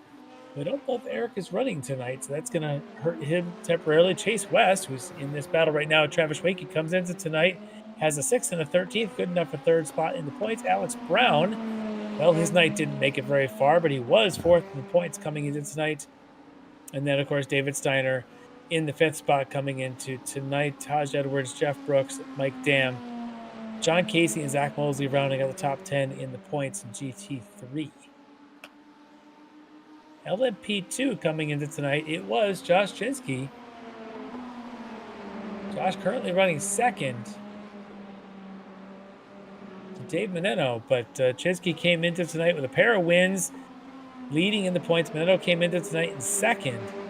Right now that's reversed. We're going to keep an eye on that battle to see if Meneno can keep that lead up and try to steal away from win from Chinsky and start coming away with that lead. course, in the GTP world. Speaking of GTPs, one goes screaming on through there. I think that might have been Jair Alvarado. Yep, there's Ben Rose leading the race. In the points, though, he comes in with a second place at Canadian Tire Motorsport, but he did not run the first round at Indy, so he's down on the points ladder. Dalton Fredericks actually had the lead coming into tonight. Dalton, of course, running third right now. There's a good shot of Dalton there. Second place in points coming into tonight, Adam Johnson. Adam running 7th tonight. Was second to start the season there in the Wrong Stuff entry. Really cool livery on that car. Tanner Dibble came into tonight in a very close battle for second, though. He was in third. He's second tonight so far. Ryan Reisman came in fourth. Jair Alvarado in 5th. So pretty close there among the top 5 in the class.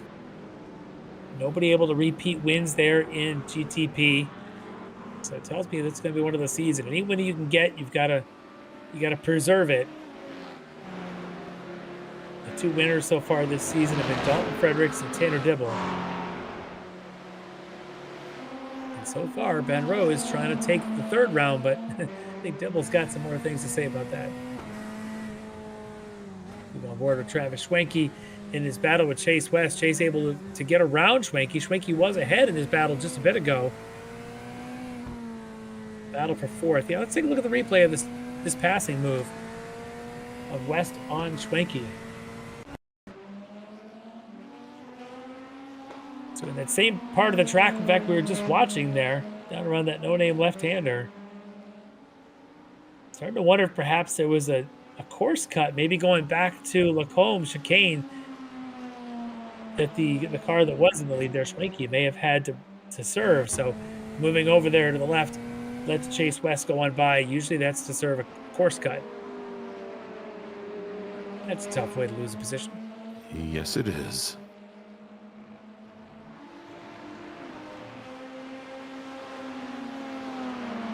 So this is the latest scan and update of SPA now, isn't it? I've seen a few changes maybe from what we had seen in prior SPAs. They've got that alternate line now as part of the graphics going through that corner that we just saw, which is pretty cool. A little different.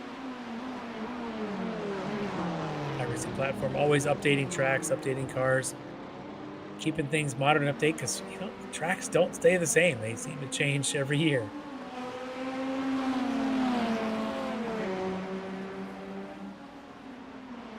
Looks like Rose, your race leader, coming up on this battle. Let's see if they can let him play through. They do. Like they're going to go right. Rose going to go left. Clean enough. Got the pass done very early. Left them plenty of track. They didn't need to adjust their lines in the least. As David Klimovich says in the chat, who's leading GT3 AM? So while we're not showing it on the timing ticker here, as Tanner Devil goes by that battle there in GT3, but we're not showing it on the timing, on the graphic on the screen, but from a scoring perspective, they are separate scoring for GT3 Pro and GT3 AM. And as David Klimovich is curious, who is leading GT3 AM? I can answer that question. It is currently Zach Mosley coming into tonight in a tie with John Casey at 68 points. Keith Stein 1 point back. Adam Ballard, another 2 points back. Your top 4 separated by 3 points. Mosley, Casey, Stein, and Ballard. David Klimovich, the fan favorite tonight, he comes into tonight in 8th. Of course, he did not run round 1, so he's got work to do, and that hopefully becomes one of his drops later in the season.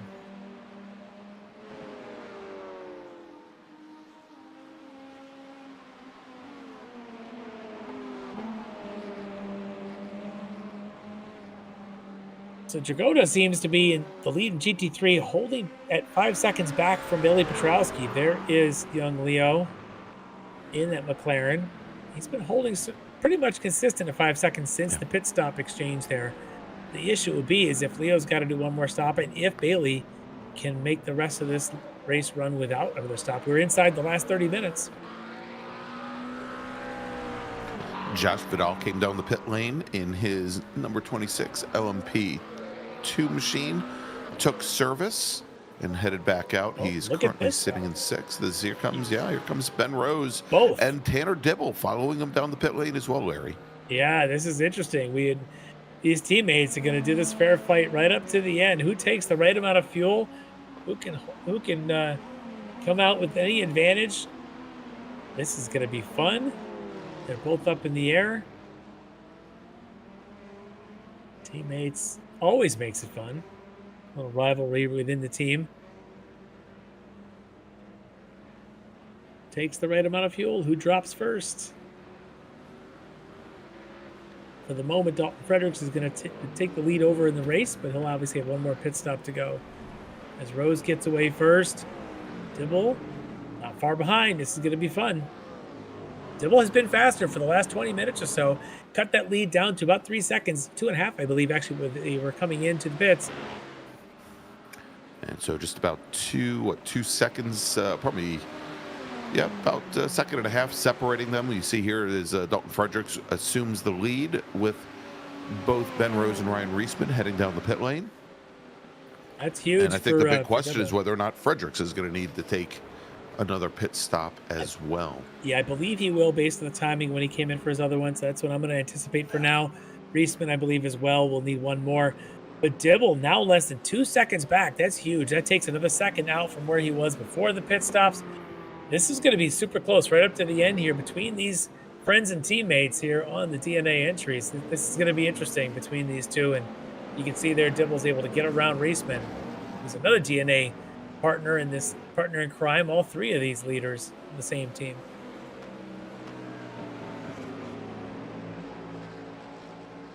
Dorman watching his mirrors.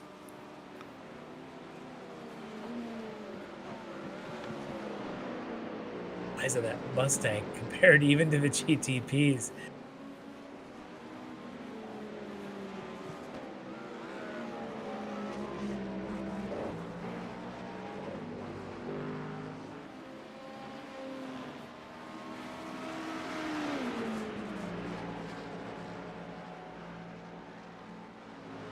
And we do expect most cars still have to take one more stop. So now that your leaders, or your, I guess, assumed leaders of Ben Rose, Tanner Dibble have taken their last stop, we'll wait for Dalton Fredericks still to take his. The leaders in LMP2, we believe both of them will still have to make one more stop. GT3 is a question of whether or not Bailey Petrowski has to. I do believe Leo Dragotta will need to, as will Brian Bennett, Chase West, and Travis Schwenke. As we're now inside of the last 25 minutes of our 90-minute feature here tonight in the World Challenge. Round 3 of 8, I believe it is.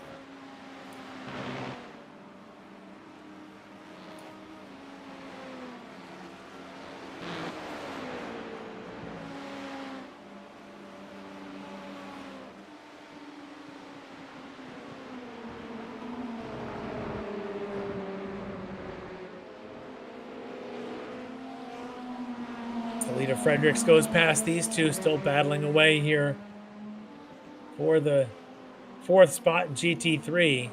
Nothing decided yet. Again, like I said, this GT3 field is just huge. 29 GT3s in the field tonight. What that really signals is that it's just going to be so tight on points all the way through, because we're seeing different winners in GT3s every race, it seems. Battle of 4th may be important as this battle continues. Avon Dorsey at it again with Kyle Strikers. Kyle Strikers, yeah. Stop me if you've heard this before. Whoa, that's a big pop for Dorsey. He's going to take the inside into Lacombe. He wanted every last second of that draft down the Kemmel Straight. Look at him swinging that car. Yeah, makes it work. Yeah, that's going to put some extra heat in those rear tires. I don't know if he wants that extra heat.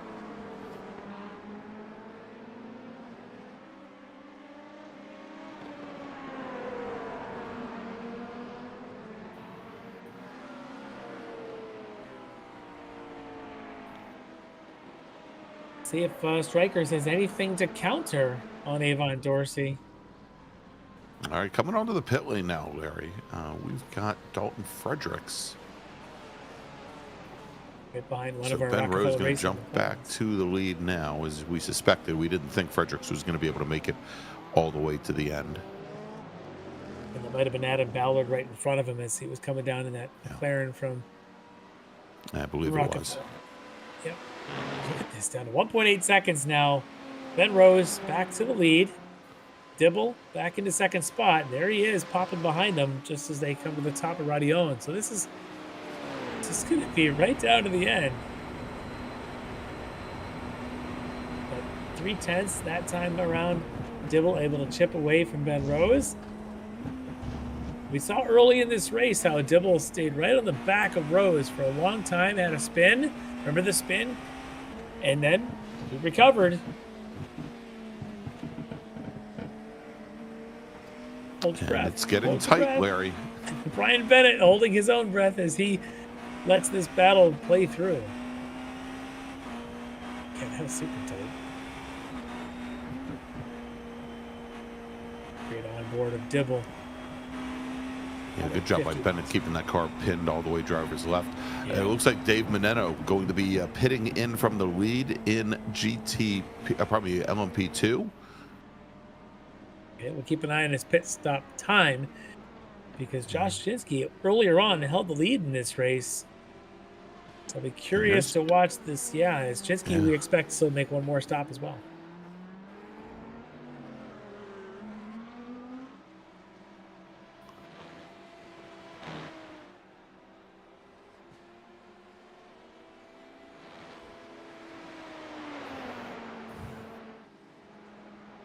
Based on my timing, I think Shinsky's first pit stop was a longer duration than Meneno's, but let's wait and see what happens as the race unfolds.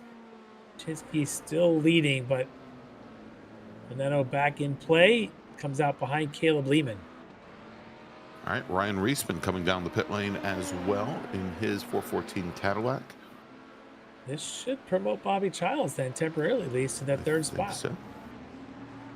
There goes Bobby. And we got Childs, and we've got the Alvarado very close behind. Alvarado's had a great run here He tonight. has. He's every time we flash to him, we're not talking about him too long because he tends to move on by somebody. Look at where Alvarado started this race in the 9th spot, basically dead last. So rough qualifying. Not sure what happened as qualifying. It was a 2:18 lap time in qualifying with these rest of these teams. The rest of the guys here were doing 2:01s, but Alvarado needs to be doing just fine now. His quickest lap of the race personally has been a 2:01.5. And look at this, right all over the back of Bobby, these two in their BMWs. So let's see what Bobby does with a little pressure applied to him here in the waning minutes of tonight's race. You know, the little bit we've talked, we have not talked to Bobby much. We do hear things from Bobby's teammates from time to time that Bobby tends to be a little on the conservative side here. Doesn't really want to fight and put his race at risk. Jair seems to be on a mission to get up on the podium from the back of this grid. So expect Alvarado to be a lot more aggressive than Childs coming into these next couple of corners. Maybe perhaps around Blanchimont, maybe on the way to the chicane.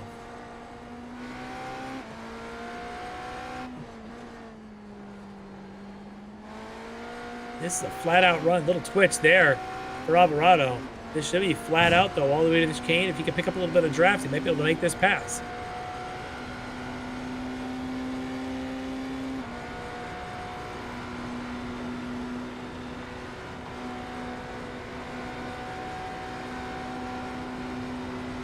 .84 miles an hour. He's on the brakes late. Bobby's out on the brakes late, and that's contact. Alvarado gets into the back of Bobby Childs into the chicane. As Fredericks comes through, he's going to take this spot, and now Alvarado goes straight to the pits. Bobby stays on track, and I have a feeling the stewards are going to be watching some replays. Yeah. Oh, you could just see that. Watch this replays. We're looking at Bobby. You're going to see Bobby on the brakes maybe a bit earlier than Jair expected. Alvarado just comes to the back and just can't get the car. Alvarado should have gone closer to the apex there, I think. Yeah, I was going to say he chose to stay right alongside Bobby Childs, and he might have been able to give maybe a little bit more room. Even braking later, he had a shot. Bobby saw him coming, I think, for a minute and tried to leave him room, but unfortunately, there may be some penalties coming here. We'll let the stewards do their job as Avon Dorsey's gotten around Kyle Strikers. And Stubby, I know, Stubby, We're sorry, Stubby.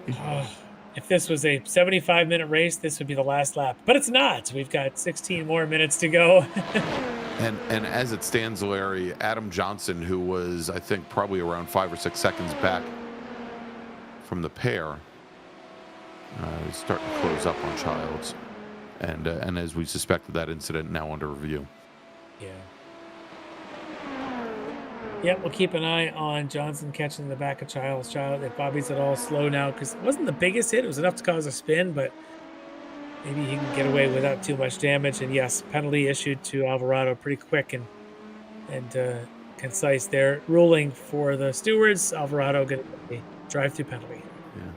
Again, that may not be much of consolation for Bobby Childs, as he has now Adam Johnson about 1.5 seconds, 1.6 seconds back, and has been making up ground on him as well. But this is Ben Rose with so that is right behind him. That's the one that Dave Meneno, the current second place in LMP2. And then you've got Tanner Dibble just 1 second back. Tanner's got to wait, though, for Meneno to kind of clear the Radion uphill. That's going to help Ben just a little bit. Now with less than 15 minutes to go, game on in LMP, GTP. What do we call these guys? LMDH, GTPs, fast prototypes? Something. Yes. Don't be surprised if I call them P1 and P2, given how my last weekend was. If you didn't follow along with the actions that were on at Road America last weekend, there was a lot of fun, a lot of racing. Americans' finest amateur road racing championships, the runoffs for last weekend. Yeah, I think we've gotten some leeway from the folks at Apex Racing TV. If you want to go to youtube.com/@SCCA official, you can see 3 days of great amateur racing and some not so great amateur racing for the 60th anniversary of the Sports Car Club of America's National Championship runoffs. And Larry was calling many of the 26 different championship races over the course of 3 days. And you called 3 days of qualifying. Yeah. Every session, every car. That's a lot of fun. And my throat is paying the price tonight. That's why you're getting subdued, Greg, tonight. All right, we're gonna. Jonathan in the background is laying the jokes down. So good. All right, so this battle's still ongoing here. This is Strikers and Dorsey battling out for fourth, and now we're going to jump to this battle here of Adam Johnson, just ahead of Ryan Reisman. The wrong stuff against DNA, and they're going to try and clear one of our McLarens. They do, but barely. That's not just one of them. Is that Leo Dragota? I think that might have been. If that's Dragota, that's a tense moment there for the guy running second in GT3s. Yeah. Having a pair of GTPs decide to surround you. Could be a bit nerve-wracking.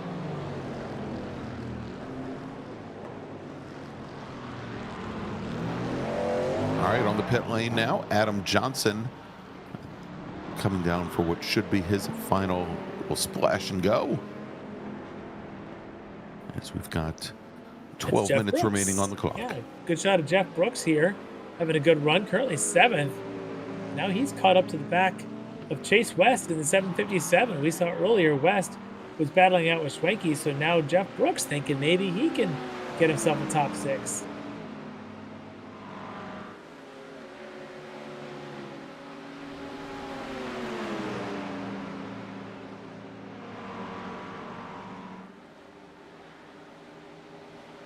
See where the Mustang has the advantage on the Corvette. You can see a little bit of damage for Brooks in the right front from the opening lap, I believe that was. But look at this. He's going to over-under here at the chicane. Wow, He's going to go to the left. Larry. He's got an LMP2 coming up behind him. Don't see who that is, but it doesn't matter. They're going to go on by on the inside, leaving these two side by side into the source. That's Josh Chinsky, your LMP2 leader that just went through there.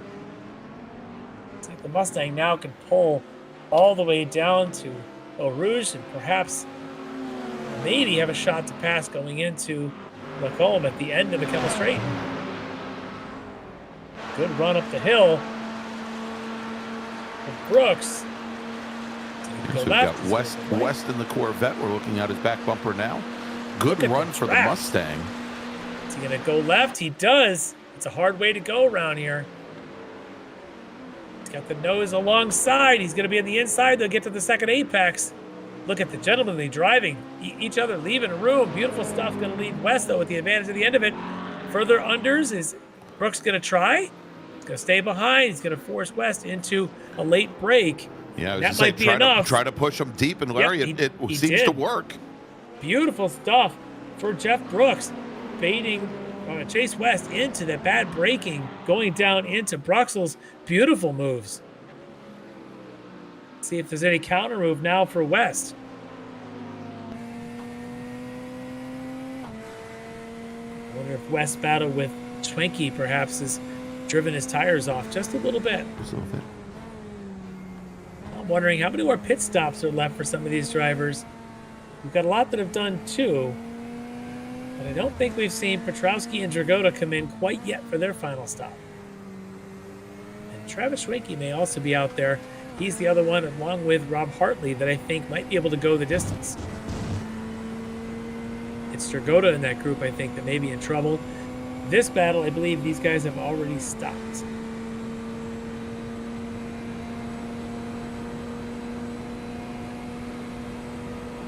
Josh Chinsky, Larry, pitting in from the lead in LMP2. See how quick he can make this stop and see if he can hold the lead over Dave Mineta right now. I've done his second stop. Had about a half minute on him. May not be enough if it's a long stop. If it's a splash and go, maybe. There's only 9 minutes left. It should be a very limited stop there for Chinsky. And Larry, look at this fight for the GTP lead. Right in the midst of all this GT3 traffic. Yeah, as the McLaren there in between them is trying to just stay out of the way as best as he could.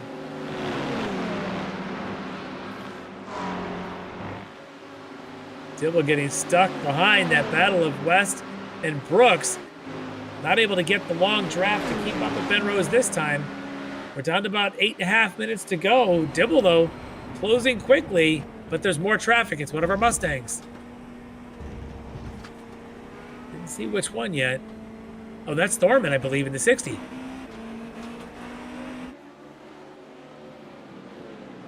Yeah, so Rose now under fire. He's under the same pressure that we just saw Chase West suffer from, but this time Rose responds. Dibble pushing hard.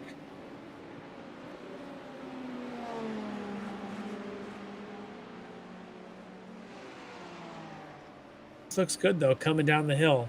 There is more traffic up ahead. I believe I just saw another GT3 car coming through the chicane ahead of these guys. Not last lap yet, though. We're still about 7.5 minutes, we'll call it. So, I don't know, maybe about 3-4 more laps. 3-4 laps, maybe? Yeah. Really pushing. Let's see what kind of tires left underneath these guys. By the way, just to update you, Josh Chinsky, your leader in the LMP2s, does resume the lead just 4.5 seconds over Dave Minetto. So, Chinsky and Minetto 1-2 by that 4.5 seconds. Third place, Caleb Lehman still in LP2. But look at this. Is he going to make a move? He's got Bennett to get around. He does get around Bennett, so no opportunity to move there for Dibble. I think it's going to come at the end of the next straight if it's free air. Got to run out of La Source that Dibble can get. Can he do better than Rose? Rose looks solid there. It's very, very solid. Gets good rotation. Yeah. Yeah, look how close Dibble is. A way better position than he was the last time when they had a couple of the cars in their way. He had that battle in GT3s. Good run up the hill for Rose, though. That's precise. Dibble's, he's in the draft. I don't think it's enough. Yeah, he's not making up any ground, Larry. No. Let's see what he does under braking as they come down. Good job for Ben Rose. Yeah.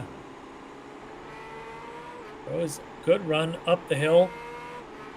Now precise as he starts to plummet back down. First it's Bruxelles. And Picks up a lot of ground through Bruxelles here, Larry. Just seems to gets good rotation, gets good stick, is able to get on the throttle maybe a little bit earlier than Ben Rose through there. So what I'm wondering is if perhaps Dibble's running a little bit more aero, right? So it hurts the straight line speed, which explains why Rose was able to keep the gap going down the Kemmel Straight. But you get down to these parts of the track, and Dibble may have an advantage. The problem is he's in the dirty air behind Rose. Yeah. If he gets around, I almost suspect that Dibble's going to pull away a couple tenths a corner. He's going to have to make a move. He's going to have to get one corner exit that keeps him deep in the draft, and then he can get a move on down. Otherwise, come Rose, down into the chicane, Yeah, Rose's straight line speed is really good. Larry, the Klim Club is they're reporting an issue. All right, we'll keep an eye on the 221. He loses it himself, unfortunately. Is that Pujols? I think it is. He is so far clean. He's off the track so far clean, but that's going to cost a lot of time. And luckily, I mean, he's going to give up the position. Luckily, he's got a lot of ground on John Casey right now, about 3/4 of a minute. All right, well, let's look and see what happens here, because you got the 267 right in front of these two. He's going to stay left. That might be Rocco, I think. Yeah, I believe that's Rocky Rocco from Rockefeller Racing. Say that 10 times very quickly. But once again, does Rose have the straight line speed to hold off Tanner Dibble? Dibble looks a little closer this time. A lot closer, and there's more traffic ahead. They get all the way up in Lacombe or Bruxelles with that traffic. Takes a quick look to the inside, Larry. Not quite close enough, but certainly closer than he's been over the last 3 laps. Very close. Now 4 minutes to go. Inside Rose. Good chance for Rose to use that Corvette as a pick. Good job. So Dibble again has to drop back a little bit, but that doesn't seem much of an issue for him. He seems to be quick down the hill. Less than 4 minutes. I suspect they're going to get 2 more laps based on where they were when Rose and Dibble crossed.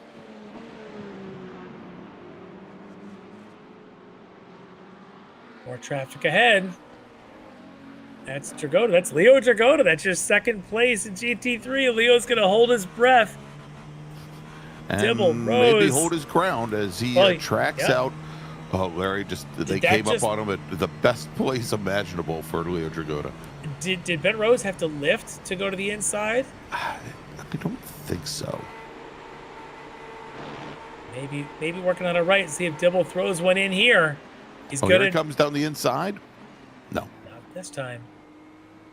Remember, these guys are teammates, but sometimes you get in the last couple of minutes. So 3 minutes to go. They're crossing start finish, so this should be 2. We should get white flag next time around. And more traffic. It's a 96. Rockefeller Racing. Milan Harris. He's trying to stay out of this. Good job there for Harris. Good run for Rose, though. He got on the power early at La Source.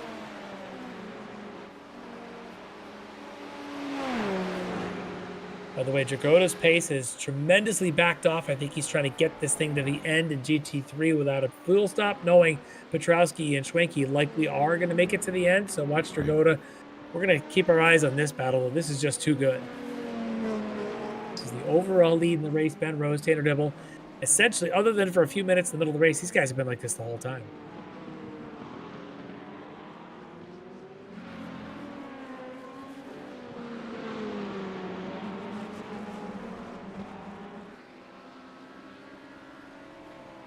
And that's Bailey Petrowski just ahead of them. That's your GT3 race leader now, who's going to have to do the same thing that we saw Leo Dragotta do, and that is stay out of the way.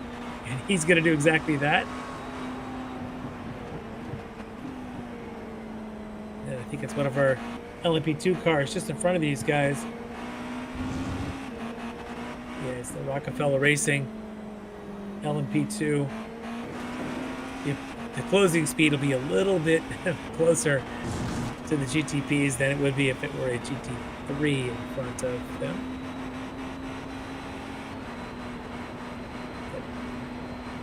Is it Avon Dorsey? Might have been. Yeah, I believe it was the LMP2 of Dorsey. All right, 44 car. Should get white flag this time around. Yep, so just about 4 miles to go in this thing. Rose, not a great run out of the chicane. Dibble tries, Dibble tries to open up the second portion of the chicane there to get a little bit of a run. Oh my, is there coming up? Is that... That's Brockway, I believe. 262, yeah. Good job there for Rose to wait till after the corner rather than getting stuck at apex. He actually wanted to hold Dibble behind him as long as he can. Can Dibble, though, make a run? We haven't seen that yet. Dibble's going to have to get the run here. He's close. And he hasn't been able to close the ground up coming out of Radio and going down to Lacombe. So let's see here if he pokes to the inside. No. Rose has got that thing geared and streamed so well for these high-speed runs. It's all trimmed out. Dibble just can't do anything.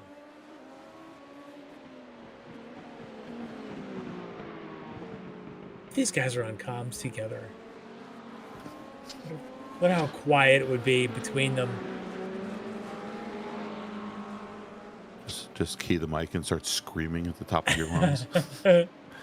Watch out! And they're running 201.0, 201.3 the last time around. They qualified at a mid to high 159, so they're still running a very fast pace. They have been the class of the field the entire night. Yeah, they have almost 35 seconds on the rest on Dalton Fredericks and the rest of the LMDH field. All right. Here we go, Larry. They're going to make the run down out of Blanchimont down towards the chicane. I don't know that he's going to be close enough. He's going to at least fill a mirror, maybe. He's going to try to come up the inside. Late on the brakes, not quite close enough. But we saw Rose struggle in the exit here before. Looks like it's going to be good enough. And there you go, taking the win in round number 3 of the Extreme Motorsports Ricmotech World Challenge presented by the SCCA Foundation and Buttkicker. It is Ben Rose, your winner tonight, with Tanner Dibble finishing second. This looks like Josh Chinsky, your leader in the LMP2. This looks like he's got one more chicane to navigate, and he'll take the win there in LMP2. I'm curious about the GT3s and where they are on fuel. All right, well, here comes, as we check in with Bailey Petrowski now. He's just finishing his lap. There's Leo Jagoda. I got this right. I don't know if he did it. Did he do a second splash of fuel? I don't think he did. If he did, it was pretty quick, but he's maybe on fumes, but it looks like he's going to get there to take second. Yeah, he's going to finally get there. All right, so in LMP2, it's going to be Josh Chinsky taking the win over Dave Meneno, Caleb Lehman finishing in second, and in GT3, Bailey Petrowski takes the win for D2D Sim Racing. Leo Dragoda will finish second, and his teammate will finish in third. That is Travis Schwenke. Wow. Lehman, a little bit of a break and slide there, just behind Travis Schwenke.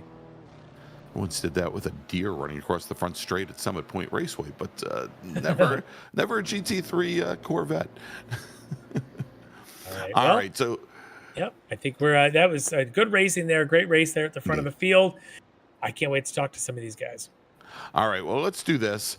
Let's go. We'll take a quick little break. We'll come back, and we will talk to some of our podium finishers here from Spa, where you've just seen round number 3, the Extreme Motorsports Ricmotech World Challenge. We will be right back. The SCCA Foundation is a 501c3 organization serving as the charitable arm of the Sports Car Club of America. One of the programs partially funded by the foundation is the SCCA Academy, an online learning management system used to keep real-life racing track officials up to date on the highest standards of race safety and officiating. Through this program, the SCCA Foundation is supporting the future of the best trained corner workers and event officials in motorsport. You can support these efforts at www.sccafoundation.org. Ricmotech, high-performance sim racing equipment. Whether you're just looking to have fun, train for race day, or become a serious esports competitor, Ricmotech has you covered. Hundreds of name brand parts. Support from experts that love sim racing. trusted by the pros. There's only one place to go, Ricmotech.com.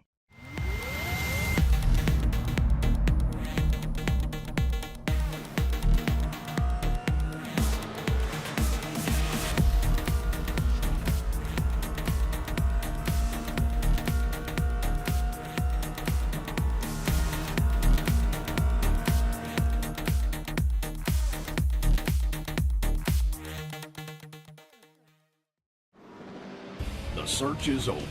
The most comprehensive league scoring solution is here, with the ability for multi-level championships, custom incident tracking, post-race time penalties, support for heats, drop weeks display, multi-car team scoring, advanced web widgets, rookie championships, a custom paint system, and load those results in seconds. Visit extremescoring.info today.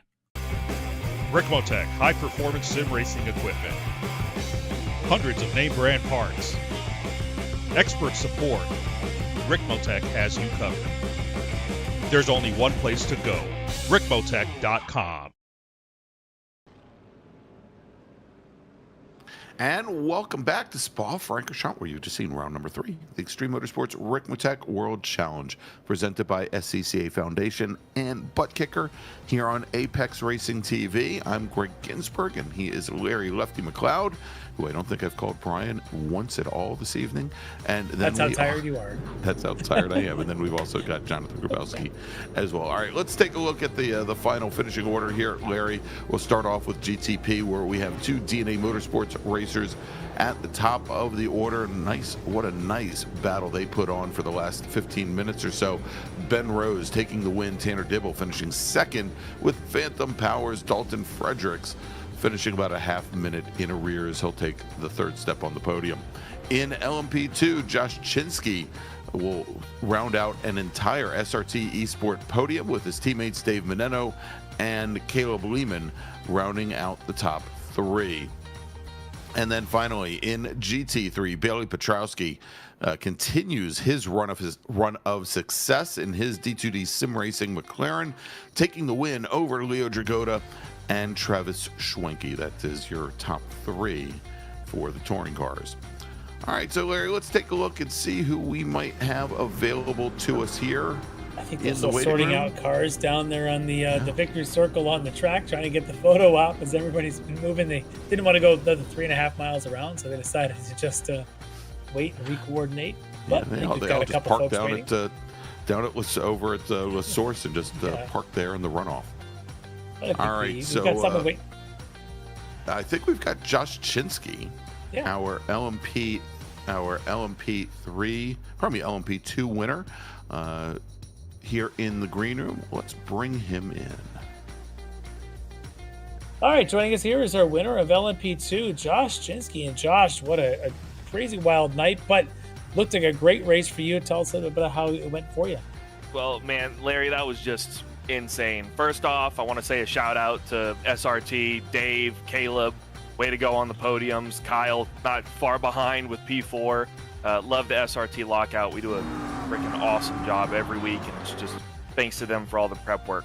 I mean, the race was just insane, of where Dave had me a little worried of when he went in pit early, got outside of the traffic, but I knew that I'd have to fill up less, and I was just hopeful, like, hey, let me just drive like heck for this second stint and see if I can get out in front. Yeah, it did look a little bit tense there for a bit as we were watching the clocks going, well, he's got 30 seconds in hand, but is it going to be enough? And were you on comms with Dave? Were you guys a little trash talking between you guys and the team? No, we were actually pretty quiet. Outside of the start, we were very communicative of trying to get around the traffic, letting each other know of situations popping up. But once we all got settled in, we just dial in pretty much only like mandatory communication. But we were talking fuel levels at the end of like, hey, how much you got to fill up? just a little bit, just not too much. But so for you now, we've got 3 rounds in, 3 wins for you. Pretty good way to start this season, but I know you've got pressure coming from Dave. The season's not even quite halfway over yet, but are you starting to feel some confidence? Oh yeah, absolutely. I mean, Dave's quick, man. He's doing 3 leagues this season so far, so I'm not surprised. If he put all his focus here, man, it'd be an awesome way to watch the series. But I'm not letting off the gas pedal. I'm still going to practice every single day. Like you said, we're not even halfway through. We got a long way to go, but I'm looking forward to the remainder of the season and trying to fight it out with my teammates. Yeah, well, awesome run tonight to another victory, but I know you don't do this alone, so I'm sure you got some folks you want to thank. Absolutely. Thanks to my mom and dad for watching. Appreciate your guys' support. It means the world to me. SRT gave you the shout out earlier. You guys are just awesome. Appreciate everything you do. I wouldn't be where I am today without an amazing team to race against and to push me to be better. And then thank you to XMS and Apex for everything you guys do for running this league and giving us the time of night to be able to come out here and give everybody a show. Well, it was an awesome run again tonight. 3 wins in 3 rounds for SRT Esports. Josh Chinsky, congrats. Thanks, Larry. All right, let's move over from our LMP2 winner, Larry, to our LMDH or GTP winner, taking the win tonight for DNA Motorsports in GTP. It's driver of the number 5 Acura, Ben Rose. All right, Ben Rose, that was talk about sweating it out all the way through the 90 minutes, right up into the end. Unbelievable. I got to ask, did you just have a little less air on the car to give you that straight line speed? Because you just were hanging on. Yeah, it was. I would say I don't have like the lowest of the wings, but I just needed the safety for it. For some reason, the Acura doesn't kind of fit my driving, but I kind of, unfinished business from last season, so I kind of stuck with it and see where I get to it. But it was a good fun with Tanner towards the end. Unbelievable. He had that spin earlier as you guys were going around some GT3 traffic coming down the hill, and I thought, okay, that's gonna put an end to it. Suddenly we find him post final pit stop. He's 2 seconds off your gearbox, and you got to be thinking he's coming hard. Oh yeah, definitely. It was unfortunate for that spin. It's like I was trying to avoid kind of the GT3s. He was kind of unpredictable, and I kind of went wide, and then he kind of went wide. So I kind of, I guess, slowed down too much for Tanner. Thankfully, he didn't get too much damage. Did you and Tanner actually touch on that?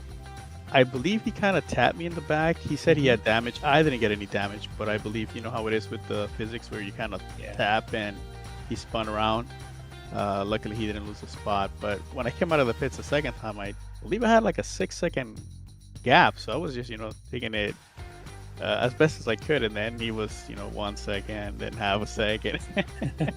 I was sweating towards the end, and we were having a good time talking to each other. But it was that's great when you guys are on comms together. Is it trash talking, or is it a little bit more? Is it just go to like complete radio silence when it gets that tense? No, actually, with us, Tanner and I come from Gran Turismo, and we're always talking smack. We're just laughing at each other and having so much fun. We're so close with each other that we can talk smack, and we know. We're just riling each other up. One of these days, we're going to ask to tap into that chat, bring it on the air, because I'd love to hear what goes on with 2 fast drivers who are fighting it out for the lead in an 1.5-hour race. It has got to be just so much fun. I will have to say, like, Verstappen, I'll have the interview outside. I don't want to get the, the community service. None of that, please. Understood. We have to have you guys on a 7-second delay or something. 10, make it 10. Done. Well, awesome drive tonight, really, from the green flag all the way through, essentially leading flag to flag for the most part, but not, of course, without a lot of pressure from your teammate Tanner. That was just too much fun to watch. But for what it does mean is this class now has 3 winners in 3 rounds, which means it is going to be a strong fight all the way to the end. Are you ready for a big fight this season? Oh, definitely. I think it makes it more exciting, to have more winners and just make the races even more important. And from now on, our drop week, I think most of us have it due to currently with bad races. So right now we're neck and neck, and we kind of have to make sure that we finish each race to ensure good points. Yeah, well, it's going to be a good fun fight to watch. I can't wait as the season unfolds. But for you can soak in the victory tonight. You got anybody you want to thank for helping you get the win? My teammates, Tanner pushing me, Ryan, we're having a good time. Unfortunately, he had some incidents. Of course, I gotta thank the wife. Otherwise, I might not be making next week, or rather next race. You'll need more than a 10-second delay, huh? Oh yeah, definitely. No. I'll have to be driving with one hand or something, And thank you guys for always putting a great show. I really appreciate it. awesome job again tonight, getting the overall win for DNA Motorsports Penrose. Congrats. Thank you, everyone. Have a good night. All right, there you go. Thanks so much, Ben. All right, let's move over now to our GT3 winner on the evening, racing the number 115 D2D Sim Racing McLaren. It is Bailey Petrowski. All right, jumping in here, the win again. It's Bailey Petrowski. Bailey, I gotta know. I think did you do that on a single stopper? Yes, I did. Was that something that you had kind of done some practicing on, or were you just watching the fuel levels as the race progressed and thought maybe you'd try it?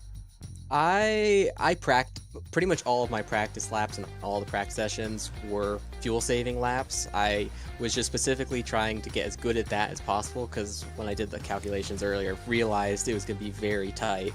So I wanted to kind of stick to that, and I haven't necessarily been the greatest at fuel saving in the past, so wanted to really focus on that, try and practice it, make sure that I could comfortably do that at a quick pace. Yeah, it seemed to completely pay off because your pace was extraordinary, and I thought for a minute there that you might have actually been able to make Leo Jagoda use his fuel and make him do a two-stopper, but I think he may have also made it. But your pace was so strong, and to do that while fuel saving just says a lot about your focus and your concentration that goes into these seasons.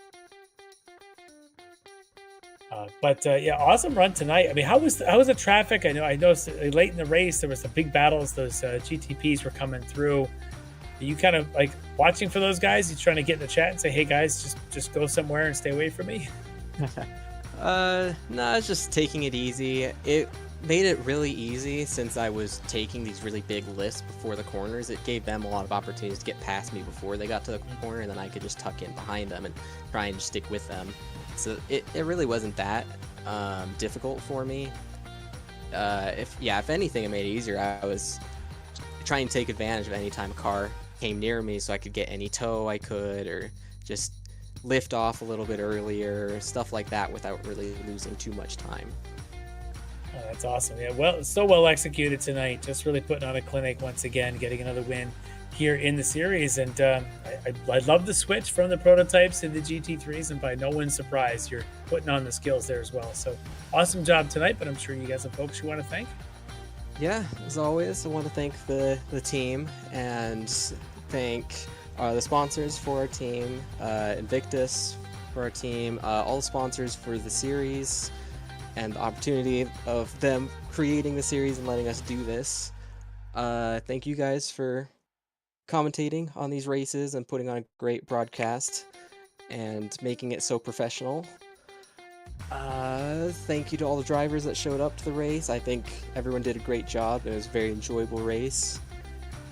And I want to thank my friends and family for watching these races and supporting me. All right, well, awesome job once again tonight, getting back-to-back victories here in GT3s. Bailey Petrowski, congrats. Thank you. You guys have a good one. All right, there you go. That was Bailey Petrowski, your winner tonight in GT3 as he goes and so far has run the table, Larry. He's got 3 wins in 3 rounds, and we'll see what he can do for round number 4 when we go to Michelin Raceway Road Atlanta in 2 weeks. But first, next Monday night at 8 p.m. we have the Ricmotech Mini Mite Sports Car Challenge for our GT4 and LMP3 racers, and it also going to be at Michelin Raceway Road Atlanta for our traditional dual 35-minute sprint races, so you don't want to miss that at all. All right, so for Larry Lefty McLeod, for Jonathan Grabowski, I'm Greg Ginsberg. I want to thank you so much for joining us tonight on Apex Racing TV, and we'll see you next Monday night. Ricmotech, high-performance sim racing equipment. There's only one place to go, ricmotech.com.